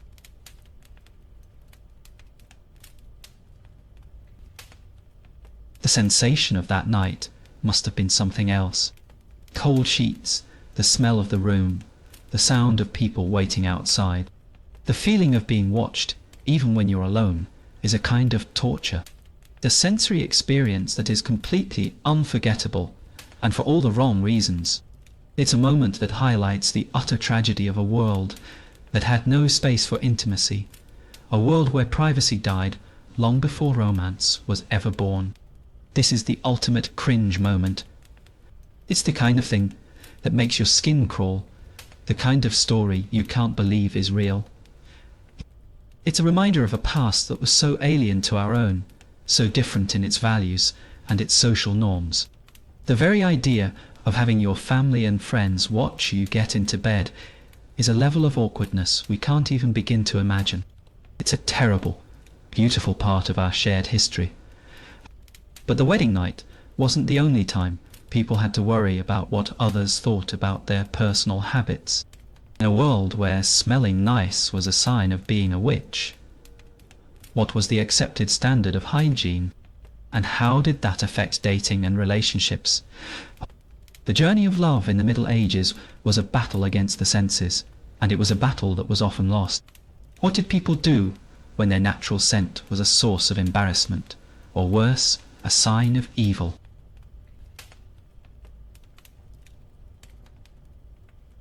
So let's get real for a minute. We've been talking a lot about the rules and rituals of medieval life, but what about the raw physical reality of it? The answer is simple. Hygiene was seasonal, which is a fancy way of saying it was mostly non-existent. People bathed rarely, maybe once a month if they were lucky, and clothes were often worn for weeks on end, without washing. The world was a more pungent, more visceral place, and the dating game had to happen within that reality. It's an aspect of history we often gloss over, but it's a key part of understanding the era. The smell of a medieval town was an assault on the senses. It was a complex mix of unwashed bodies, wood smoke from indoor fires, animal dung from the streets, and whatever was rotting in a nearby ditch. This wasn't just a smell. It was an atmosphere. It was a constant, inescapable part of life. Trying to find a moment of romance in that kind of environment must have been an exercise in supreme mental fortitude. The whole thing sounds like a kind of environmental torture that we can't even begin to comprehend. But here's the most bizarre part. Smelling bad meant you were natural and honest. A clean, fragrant person was viewed with suspicion. People who smelled like flowers or used a strange oil to mask their scent were seen as trying to hide something, to deceive others. This is a complete inversion of our modern ideas of attraction. Today, we're drawn to fresh scents and clean skin. Back then, a good, healthy, earthy musk was a sign of virtue. The whole thing is so counterintuitive, it's a source of profound cringe. Little nas, yet it made him as may. Imagine this. A suitor is trying to impress his beloved. Instead of using a light perfume, he might rub onions under his armpits for good luck. The smell of onion was seen as a sign of virility and strength. It's a hilarious and sad detail, a testament to the strange things people would do in the name of love. The thought of a person with onion-scented armpits trying to whisper, "Sweet nothings," is a moment of pure hell for our modern sensibilities, but for them it was just a part of life. This is why perfume was for witches. It was seen as a way to hide your true natural scent, to trick someone into falling for a lie. Perfume was a tool of deception, a magical concoction designed to bewitch and ensnare an unsuspecting man. So if you were trying to find a decent, honest person, you would actively avoid someone who smelled too nice. The whole ritual was a deeply boring and unromantic way of selecting a partner, where attraction was based not on how good you smelled, but on how bad you didn't. And that's where the saying, "You smell like a goat, marry me," comes from. It wasn't a joke. It was a compliment. It was a way of saying that a person was honest, that they worked hard, and that they weren't trying to hide anything. It was a pragmatic, brutal way of looking at a potential spouse. The words, so ugly to our ears, were a signal of trust and respect. The whole thing is a fascinating and profoundly unromantic look at the nature of romance. This brings up a chilling question. What kind of love could exist in this environment? It wasn't about physical attraction. It had to be about something deeper.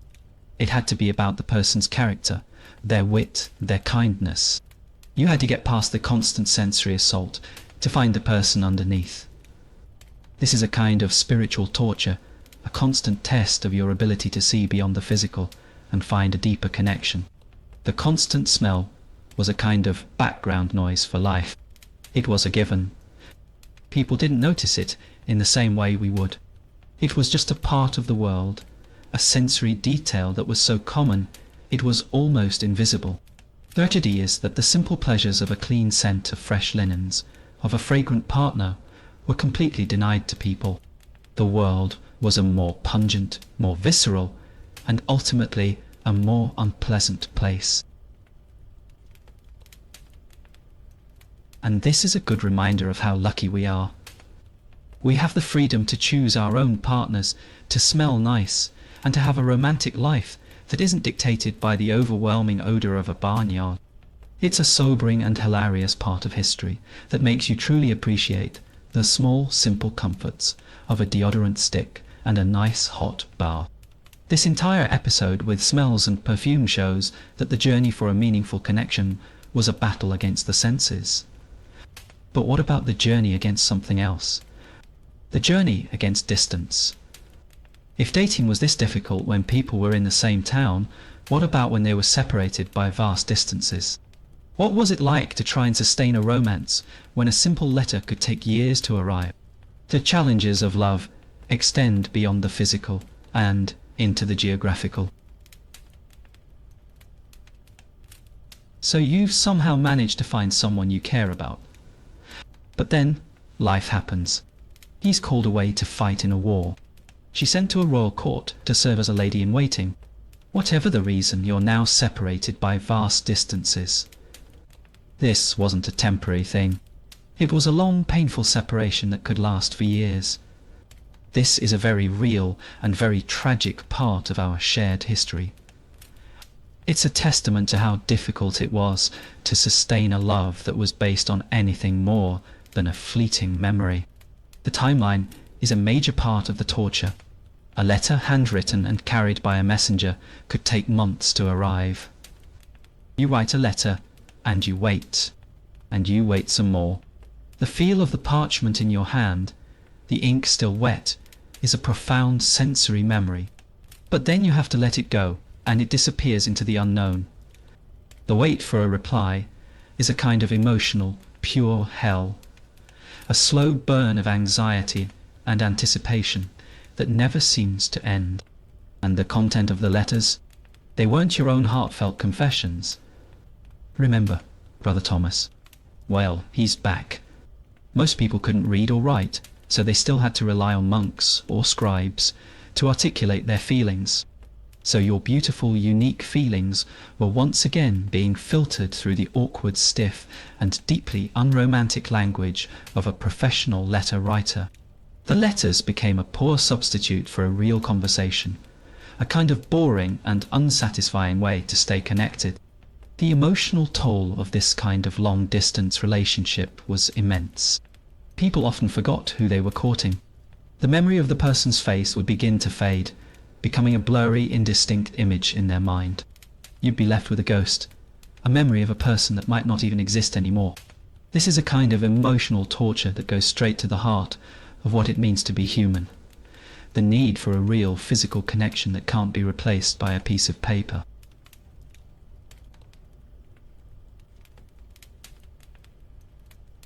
And here's where the real cringe comes in. A man might be sent away for a war that lasts for 3 years. He sends a letter of romance, a declaration of his undying love.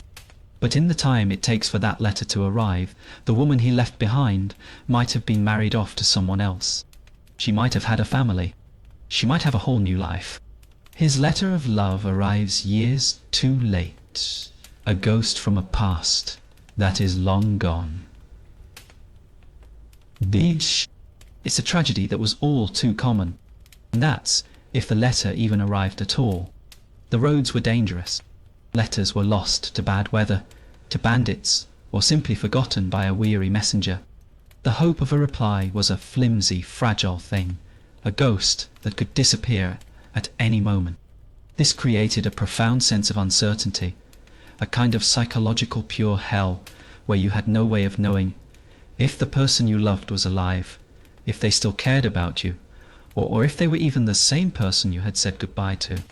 A medieval, long-distance romance was like a game of chess, played with pieces that moved at the speed of a snail. The game was so slow, and the chances of a checkmate were so slim, that most people just gave up. The effort, the wait, the uncertainty.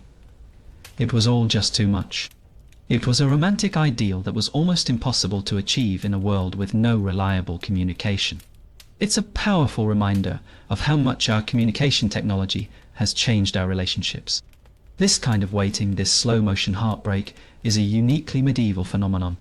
We can't really compare it to our modern long-distance relationships, which are often sustained by video calls and instant messages. Theirs was a long, painful, and often silent wait, a testament to a world that was run on a different kind of time. This is a very boring and sad part of history, but it's an important one. The psychological toll of the uncertainty was immense. You had no way of knowing if they were alive, if they still cared about you, or if they were even the same person. This created a profound sense of anxiety and helplessness, a kind of emotional torture that goes straight to the heart of a person's vulnerability. The whole thing was a brutal, beautiful lesson in patience and resilience, a test of a love that was often lost to the tyranny of time and distance. The whole thing makes you realize just how lucky we are. The ability to communicate with the people we care about, no matter where they are, is a modern miracle. This part of history is a sobering reminder that a meaningful connection was a luxury, a fragile thing that could be broken by something as simple as a long journey. The very idea of a long-distance relationship was a romantic ideal, a myth that rarely, if ever, came true. The whole experience is a kind of cringe that we can all feel. The idea of writing a heartfelt letter, only for it to arrive years too late, is a level of second-hand embarrassment that's hard to shake. It's a reminder of a past that was so different from our own, a past that makes our modern struggles seem a lot less daunting. It's the kind of history that makes you feel both grateful and a little bit sad for the people who had to live through it. But the challenges of love weren't just about long distances. What about the relationships that were close, but still separated by an impassable barrier? What about a noblewoman locked in a tower, communicating with a suitor through a window or a grate? Physical separation was a constant theme, but it took many different forms, each one as bizarre and difficult as the last.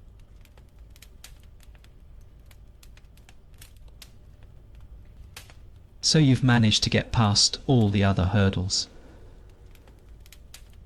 You found a potential partner, but there's a little problem.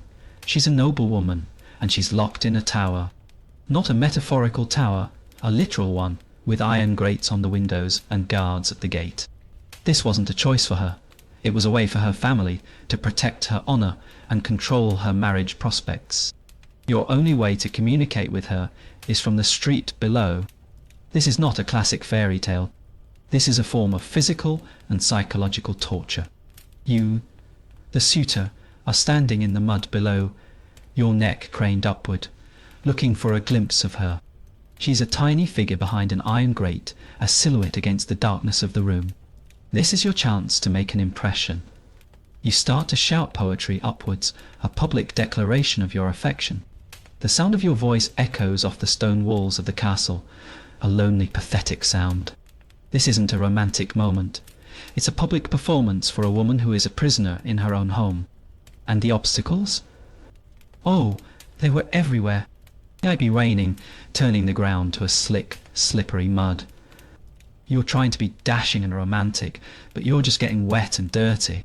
The guards, with their long pikes and surly expressions, are a constant looming threat. They're not there to protect her. They're there to keep you out. This is a kind of pure hell that's hard to imagine, being so close and yet so far from the person you want to be with. The cringe factor of this entire situation is off the charts. You're shouting bad, stolen poetry upwards, all while standing in a puddle of mud. The poem is probably one you've heard a minstrel sing, or one that's been passed down for generations.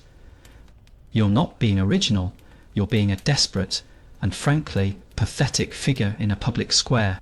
The entire act is a testament to how badly the system of medieval dating was set up for anything that resembled a genuine personal connection.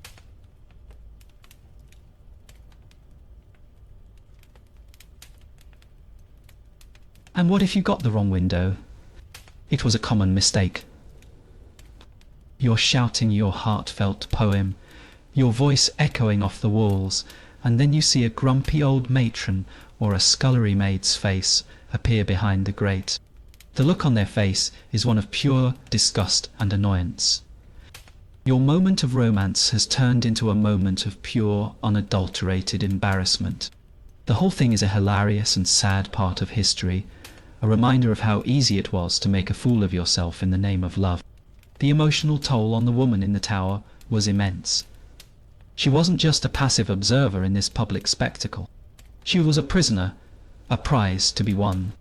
Her ability to choose a partner was being controlled by her family, by the iron bars, by the very walls of the castle.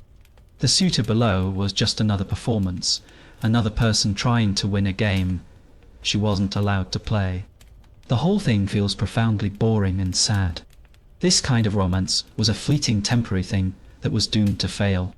It was an act of desperation, a last-ditch effort to find a connection in a world that was designed to prevent it. It was a kind of protest against the system, a small, tiny act of rebellion that was almost always unsuccessful. The iron bars, the high windows, the guards, they were more than just architectural details. They were symbols of a culture that was built on control and possession. The futility of it all is hard to ignore. This wasn't a sustainable form of love. It was a fleeting, temporary thing that was doomed to fail. It was an act of desperation, a last-ditch effort to find a connection in a world that was designed to prevent it. It's a sad and boring part of history, a reminder of how much effort and energy people had to put into a relationship that had no chance of success.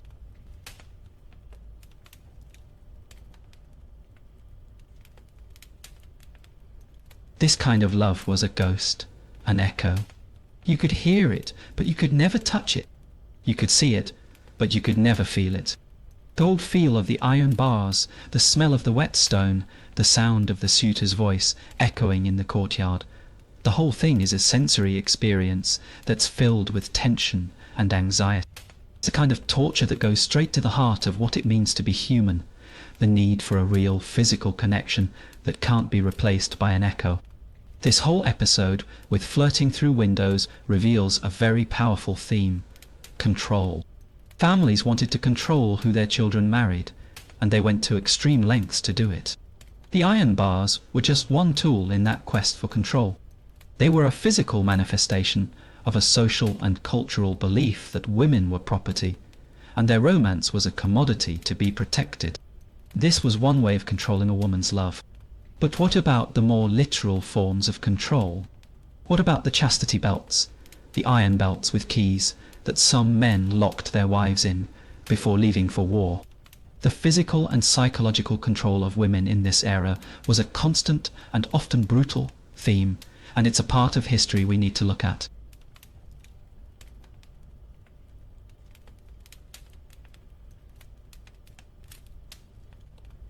So a man is about to leave for a long war, perhaps a crusade. He's going to be gone for years. He trusts his men in battle, he trusts his squire, but he does not trust his wife. The idea of leaving her alone, of her possibly finding love, or even comfort in another man's arms, is too much for him to bear. So he comes up with a solution. A physical device to ensure her fidelity. This is where the legend of the chastity belt comes from, and it's a form of physical and psychological torture that is hard to forget. Imagine the feeling of that cold, heavy metal against your skin. A literal iron belt locked with a key that your husband takes with him. This wasn't a metaphor for control. It was a physical reality. The belt was a constant, painful reminder of your husband's jealousy and his lack of trust. It was a daily, hourly, minute-by-minute experience of being owned, of being a piece of property that had to be protected from thieves. This is a truly chilling part of history. The supposed purpose of the belt was to protect the husband's honor and his family's bloodline. He was ensuring that any child his wife bore would be his. It was a twisted, brutal, and deeply flawed concept of romance. In his mind, this was an act of preservation, a way of protecting his family from shame. But in reality, it was an act of extreme cruelty, a physical punishment for a crime that hadn't even been committed. The reality of wearing one was a pure hell of pain and sickness. The metal chafed and cut the skin, and in a world with no hygiene, this would quickly lead to infections and open sores. Constant pain and discomfort would have been a daily physical reminder of your husband's distrust. It was a brutal existence, a life lived in constant pain and indignity.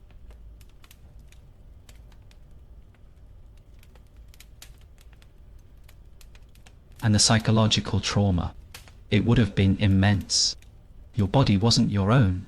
It belonged to your husband, who was miles away. The very idea of freedom, of personal autonomy, was completely gone. You were a prisoner, not just of the belt, but of a man's insecurity. This is a profoundly cringe-worthy part of history, a reminder of a past where women had no rights and no control over their own bodies. This was seen, in a twisted way, as a sign of love. The husband saw this as a way of protecting his wife and his family's honor. It was a bizarre, brutal, and deeply flawed concept of affection. The ultimate sign of a man's love was his desire to possess you completely, to own every part of you, even when he wasn't there. It's a very practical, very unromantic way of looking at a relationship, a kind of love that is based on fear, not on trust. The emotional toll on the wife was immense. She wasn't just a prisoner of the belt, she was a prisoner of her husband's jealousy and distrust.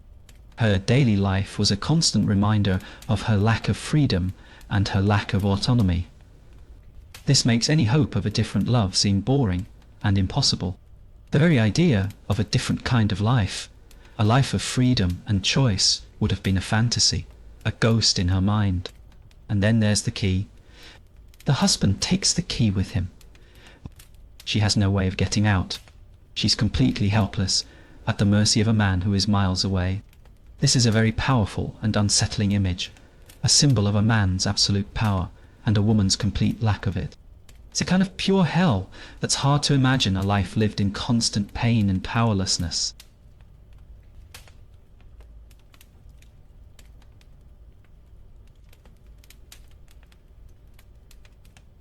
The sheer audacity of it all is stunning. The husband leaves for a long time, often to engage in behaviour he denies his wife. The hypocrisy is stunning. The whole system is built on a double standard, a world where men were free to do whatever they wanted, and women were not. It's a reminder of a past that was deeply misogynistic and unjust, a past that is filled with a kind of cringe that we can all feel. The legacy of the chastity belt is a powerful one. It's a symbol of male control and female oppression. It's a reminder of a past that was incredibly different from our own, a past where women had no rights and no agency. It's a part of history we need to look at, a part of our shared human story that is filled with pain and suffering.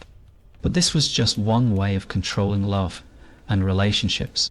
The social control of romance was a constant theme, and it applied to everyone, not just noble women. What about the people for whom love was completely illegal? What about serfs who couldn't marry without permission, or monks and nuns who faced torture for a relationship? The story of love in the Middle Ages is a story of a constant battle against a world that was designed to prevent it.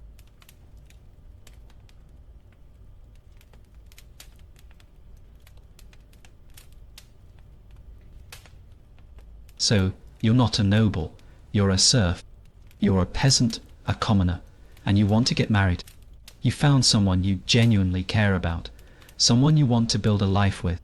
You'd think this would be a simple thing, but it's not. As a serf you are tied to the land, and you cannot marry without your lord's permission. The lord has to approve the match, often for economic reasons.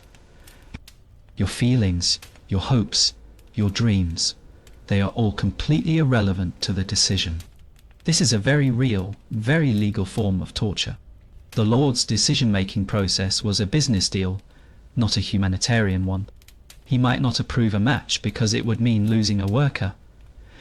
He might not approve it because the dowry wasn't large enough. He might not approve it simply because he didn't like the look of you. The serf's life, their very happiness, was at the mercy of a man who saw them as a resource, not as a human being. It's a tragic and infuriating part of history that shows a complete disregard for the individual. And then there were the monks and nuns. They were consecrated to God, and their vow of celibacy was a serious, non-negotiable part of their lives. Any kind of worldly romance was strictly forbidden. A simple touch, a whispered word of affection could lead to public shaming and severe punishment. Their vow of celibacy was a constant, enforced reality, turning their very existence into a kind of pure hell. They were forced to live a life that was devoid of a very human, very natural feeling. The punishment for a monk or a nun who broke their vow was brutal. It was not just excommunication, it was public humiliation, forced penance, and sometimes even physical abuse. They were seen as a disgrace to their order, a betrayal of their promise to God. The idea of love for them was not a source of joy, it was a source of fear and anxiety, a feeling that had to be constantly repressed and controlled. The whole thing feels profoundly boring and sad.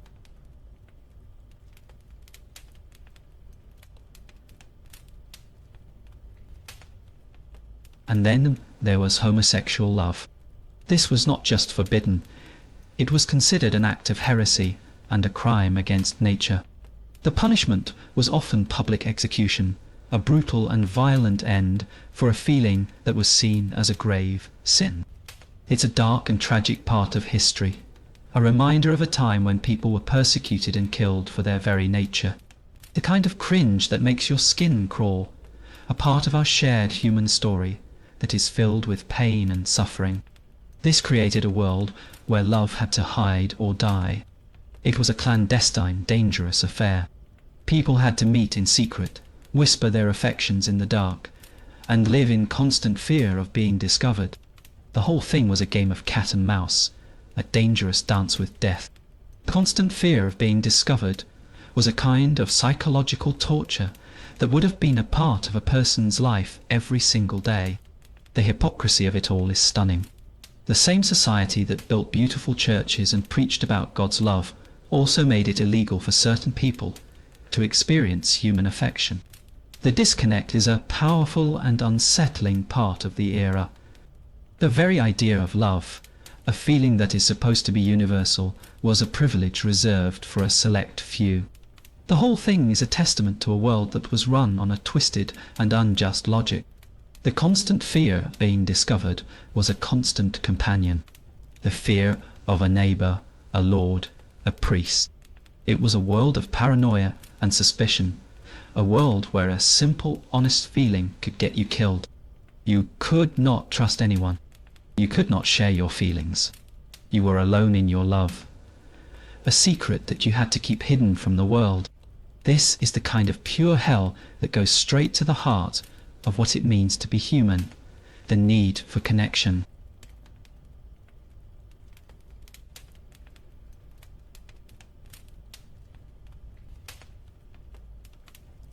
The human cost of this system is incalculable. The countless stories of unfulfilled love, of people who were forced to live a lie, of people who died for a simple feeling.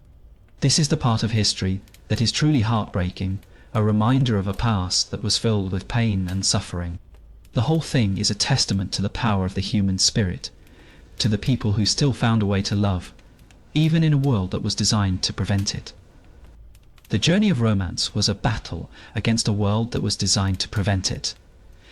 The laws, the church, the social rules, they were all a part of a system that made love a difficult, dangerous, and often fatal endeavour. This is a kind of cringe that we can all feel, a shared human experience of a past that was both brutal and beautiful. And yet, despite all these restrictions, some people still manage to find a matchmaker. But what kind of person would take on a job with such high stakes? And what happened when the match failed? The search for love continues, and with it, the risks for everyone involved. The story of love in the Middle Ages is a story of a constant battle against a world that was designed to prevent it.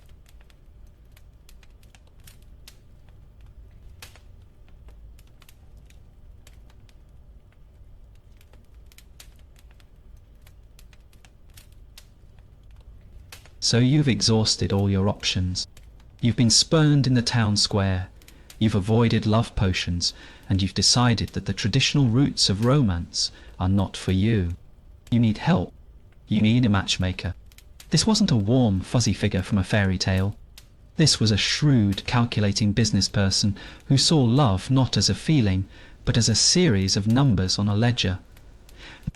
This is a very real, very unappealing part of history. The matchmaker's job was not to find you a soulmate. Their job was to find you a good deal. They were looking at land. They were looking at dowries. They were looking at social standing. What? Your personality, your looks, your dreams. All of it was completely irrelevant. The matchmaker was an asset manager, a real estate agent for relationships. Their entire business was based on the brutal practicality of the era, and it was a very unromantic kind of love. The matchmaker's sales pitch was a work of art. They would stand there, a list in their hand, and they would sell a person like a horse at a market. The bride is beautiful and virtuous, even if she's not. The groom is strong and wealthy, even if he's not. It was an exercise in deception, a kind of psychological torture where your hopes were being sold as a product. The whole thing was a performance, a very well rehearsed and very dishonest one. The meetings were a kind of pure hell. Two families would meet, and the matchmaker would be the centerpiece, the one who was orchestrating the entire thing. The two people being matched would often sit in silence, passive participants in their own future. They were on display, being judged and appraised like livestock. The whole process was a kind of cringe that is hard to watch.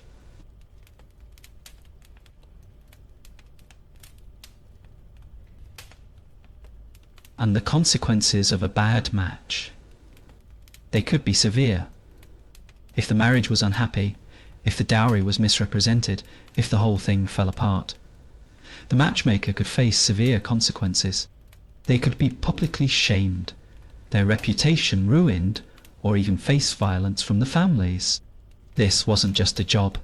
It was a high-stakes gamble, a dangerous game where a person's life was on the line. The emotional toll on the people involved was immense. They were being sold, traded, and judged. Their worth was tied to their dowry and their family name. The entire process was a kind of cringe that is hard to watch, a public display of a person's worth that had nothing to do with their character. It's a very practical, very unromantic way of finding a spouse, and it makes any notion of romance feel entirely impossible. The ironic tragedy of the matchmaker is that their entire job was to find love, but the entire process was completely devoid of it. It was a mechanical, boring process that had nothing to do with genuine human emotion. It was a business transaction, a deal that was made between two families, with the two people involved being just a part of the deal. It's a testament to a world that was run on a different kind of logic. The matchmaker was a necessary evil. In a world where romance was a luxury, they were a practical solution to a very real problem. They were a product of their time, a testament to a world that was so complicated and so difficult that a person couldn't even find a spouse on their own. They were a symptom of a broken system, a sad and boring part of our shared history.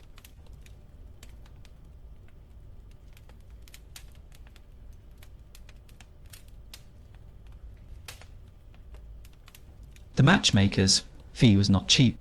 It was a significant investment, a last-ditch effort to find a partner in a world where it was almost impossible to do so on your own.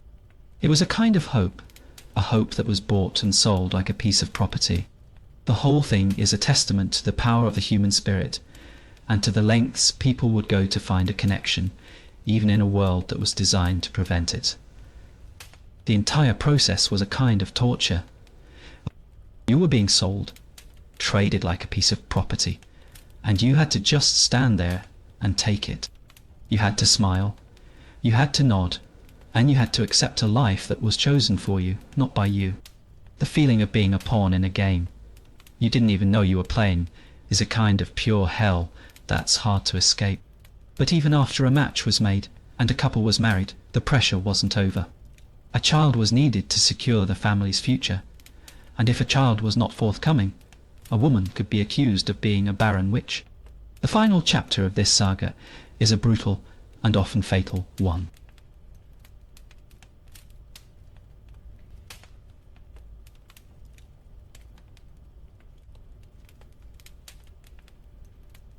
So you've somehow navigated the labyrinth of medieval courtship and marriage. You're finally married. The pressure is on. It's not about a honeymoon or quiet moments of love. It's about a child. In this world, a child wasn't just a sign of a successful romance. It was the final step in a business deal, a way to secure the family's bloodline and inheritance.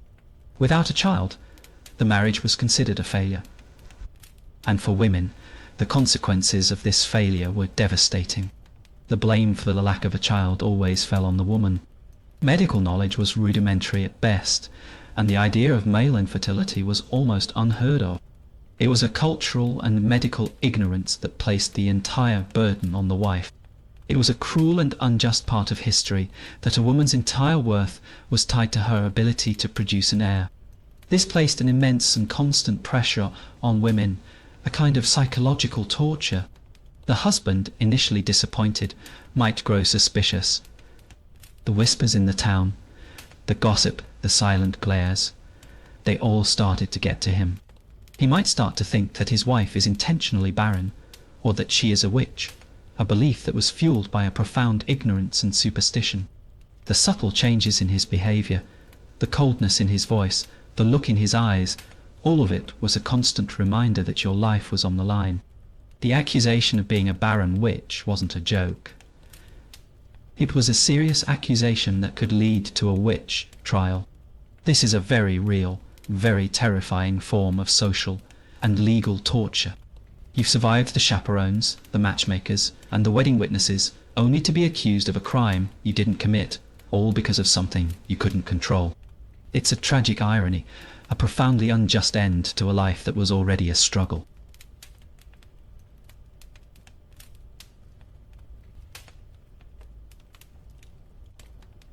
The witch trial itself was a kind of pure hell. You would be publicly shamed, interrogated, and often subjected to brutal methods to extract a confession. The proof was often non-existent. A woman might have been a little odd, a little too quiet, or a little too smart. This was all the proof needed to condemn her. The whole thing was a terrible miscarriage of justice, a sad and brutal part of our shared history. The tragic irony of it all is that the woman who was just trying to survive in a world that was designed to prevent love is now being accused of being a witch for the very thing she couldn't control. The whole thing is an incredible kind of cringe, a second-hand embarrassment that's hard to shake. It's a powerful reminder of a past that was filled with superstition, ignorance, and a profound lack of empathy. If a woman was found guilty, the punishment was often burning at the stake. A woman who was just trying to have a child, who was just trying to live her life, is now being burned for a crime she didn't commit.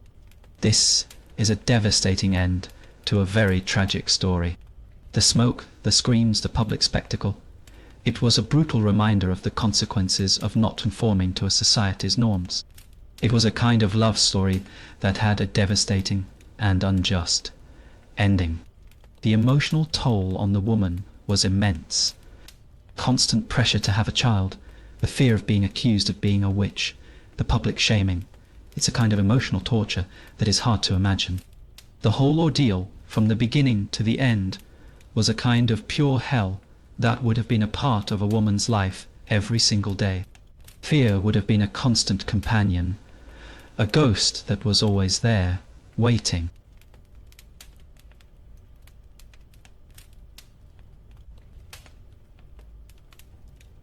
The ultimate failure of this system is that it was a system that blamed the victim. It was a system that was based on fear, superstition, and a profound ignorance of the human body.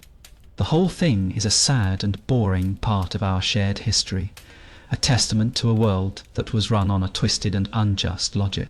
The very idea of romance was a fleeting, almost impossible dream, and the reality was a world of business, shame, and obligation. The journey for a meaningful connection was a battle against a world that was designed to prevent it.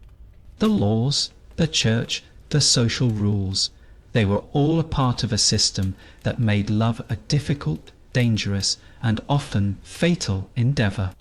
This is a kind of cringe that we can all feel, a shared human experience of a past that was both brutal and beautiful. And yet, despite all this, love still found a way. But what about the ultimate act of love? What about the rituals of mourning, the public display of grief, and the strange, bizarre traditions that accompanied the death of a spouse? The saga of medieval romance is not over yet.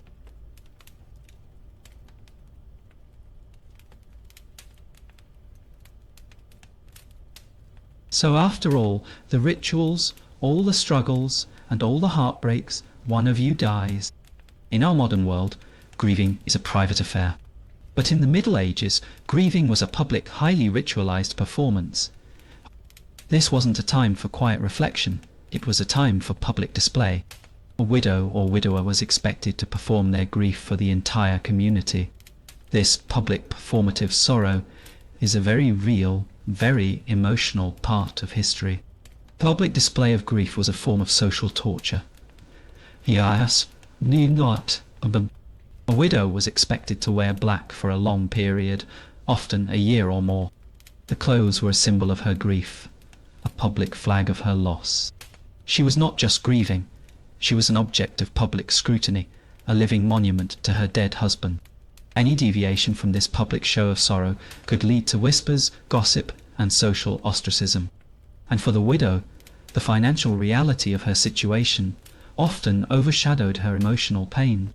She might lose her dowry and her inheritance. She could be cast out of her home, or forced to remarry to secure a place in society. Her grief was often secondary to her family's needs and the harsh economic realities of the era. The whole thing was a kind of emotional, pure hell. The widower's experience was different. He also had to mourn publicly, but his mourning was often a means to an end. He was expected to remarry quickly to secure his bloodline and his estate. His grief was often secondary to his family's needs. The social pressure to move on, to find a new wife, was immense. The whole process was a transactional and deeply unromantic way of dealing with loss.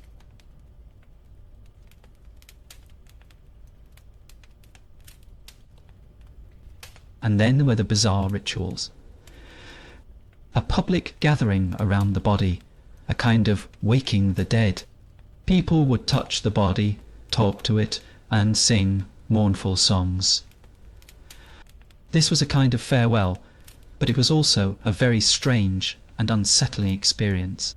The entire ritual was a kind of cringe-worthy, but also deeply human part of the era. It was a kind of messy public way of saying goodbye. The emotional toll of this public grieving was immense. The grieving process was not a private one. It was a public performance, a show for the community. The pressure to perform grief was immense, turning a very real emotion into a theatrical act. This makes the whole thing feel boring and fake, a sad and tragic ending to a life that was already a struggle. The hypocrisy of the time is stunning.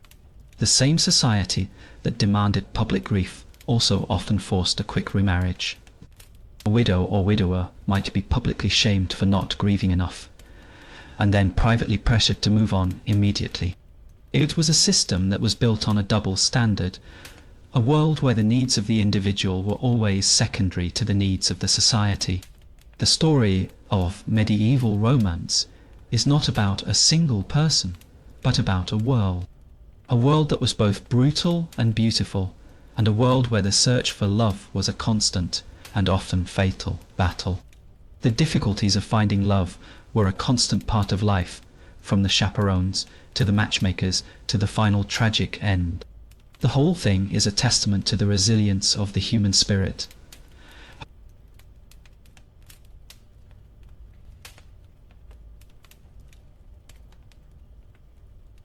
And this is the ultimate tragedy of the Middle Ages.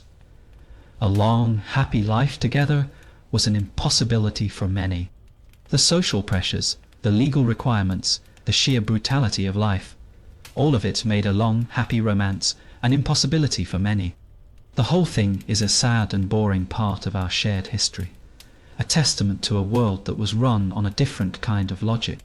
We've been on a long journey from the monks writing your love letters to the pure hell of a bathhouse date. We've seen how a simple feeling of love could lead to death, and how even in death the pressures of society still remained. The story of medieval romance is not a fairy tale. It's a testament to the fact that even in the most difficult of times, the human heart still finds a way to hope and to feel.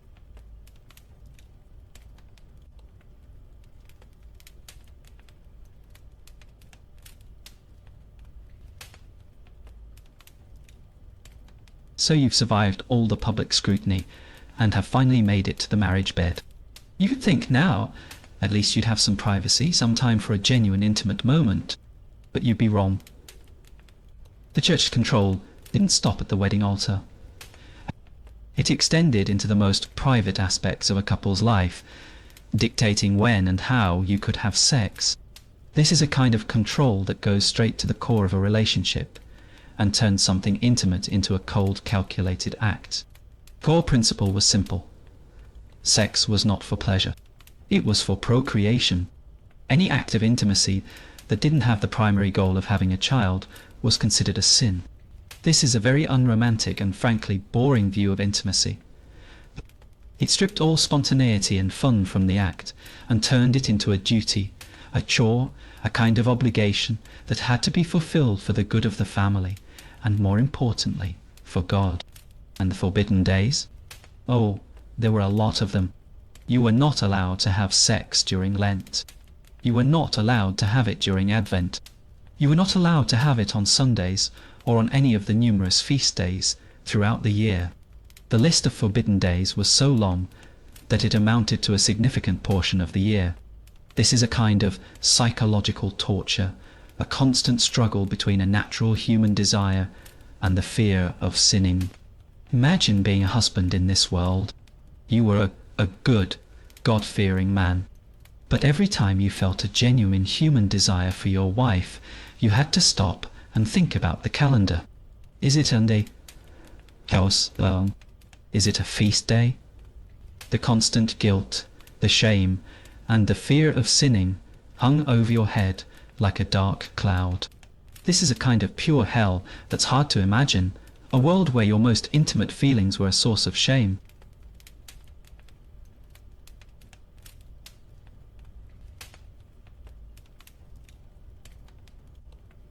And for the wife, the pressure was immense. She wasn't just a partner, she was a vessel for procreation. Her desires, her feelings, her wants were completely irrelevant. The act was for the purpose of having a child, not for her own pleasure. This is a kind of control that goes straight to the heart of what it means to be human, and it turns a beautiful act into a cold, calculated duty. Then there were the forbidden positions. Oh yes, anything other than the missionary position was considered a sin. It was seen as bestial, unnatural, or unchristian. The whole thing is a profoundly cringe-worthy part of history. The idea that the church would go so far as to dictate the physical act of intimacy is a level of control that's hard to fathom. The confessional was the ultimate invasion of privacy. A couple would have to confess to a priest about their sexual habits. Imagine telling a priest about your intimate life. The shame, the embarrassment, the sheer audacity of it all. The priest became a kind of spy in your own bedroom, a silent witness to your private life.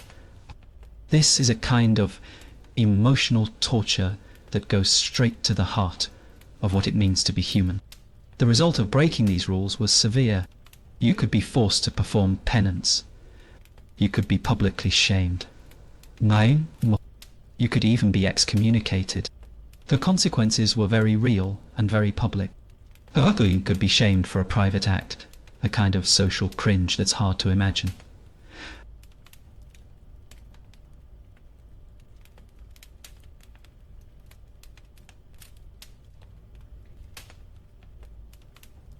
The whole thing makes you realize just how little privacy existed in the Middle Ages. Your relationship was a public matter, even in the bedroom. God was always watching, and the church was always judging. The idea of a personal, intimate love was a myth, a romantic ideal that was almost impossible to achieve in a world with no privacy. The effect on romance was devastating. These rules stripped all pleasure and spontaneity from intimacy. It became a chore, a duty, a calculated act for procreation. It killed love and genuine connection. The entire system was designed to control, and in doing so, it destroyed the very thing it claimed to protect. The whole thing feels like a kind of boring and sad drama, a testament to a world that was so focused on rules and control that it completely forgot the importance of genuine human emotion. This is a part of our shared history that makes you feel both grateful and a little bit sad for the people who had to live through it. And yet, despite all this, people still found a way to be together. They still found a way to feel love and pleasure, even in a world that was designed to prevent it. What about a couple that wanted to get out of an unhappy marriage? It was almost impossible. The journey of medieval relationships continues to be one of unbreakable, often unhappy commitments.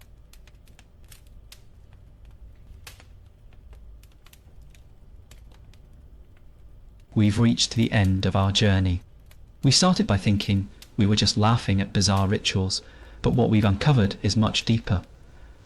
This wasn't just a trip through time, it was a revelation about the fragility and strength of the human spirit. We saw that medieval dating wasn't a fairy tale, but a constant battle against social torture, ignorance, and the pure hell of a system that viewed love as a transaction, not a feeling. The absurd rules, the cringe-worthy situations, and the boring routine of a predetermined life make us question, what does it truly mean to love? What is love when it's forbidden, or when it's simply a commodity? This wasn't just a video, it was a mirror, reflecting the value of our freedom of choice, the value of a simple conversation, and the value of a connection that doesn't need witnesses in the bedroom. The huobra here is human resilience. The ability to love, even when the whole world conspires against it, is the most beautiful part of history. What part of this journey shocked you the most? And how has this perspective changed the way you see your own relationships, or your own search for romance? Let me know in the comments below. Let's keep this conversation going. And if you enjoyed this trip, please subscribe to the channel and hit the notification bell so you don't miss our next dive into human history.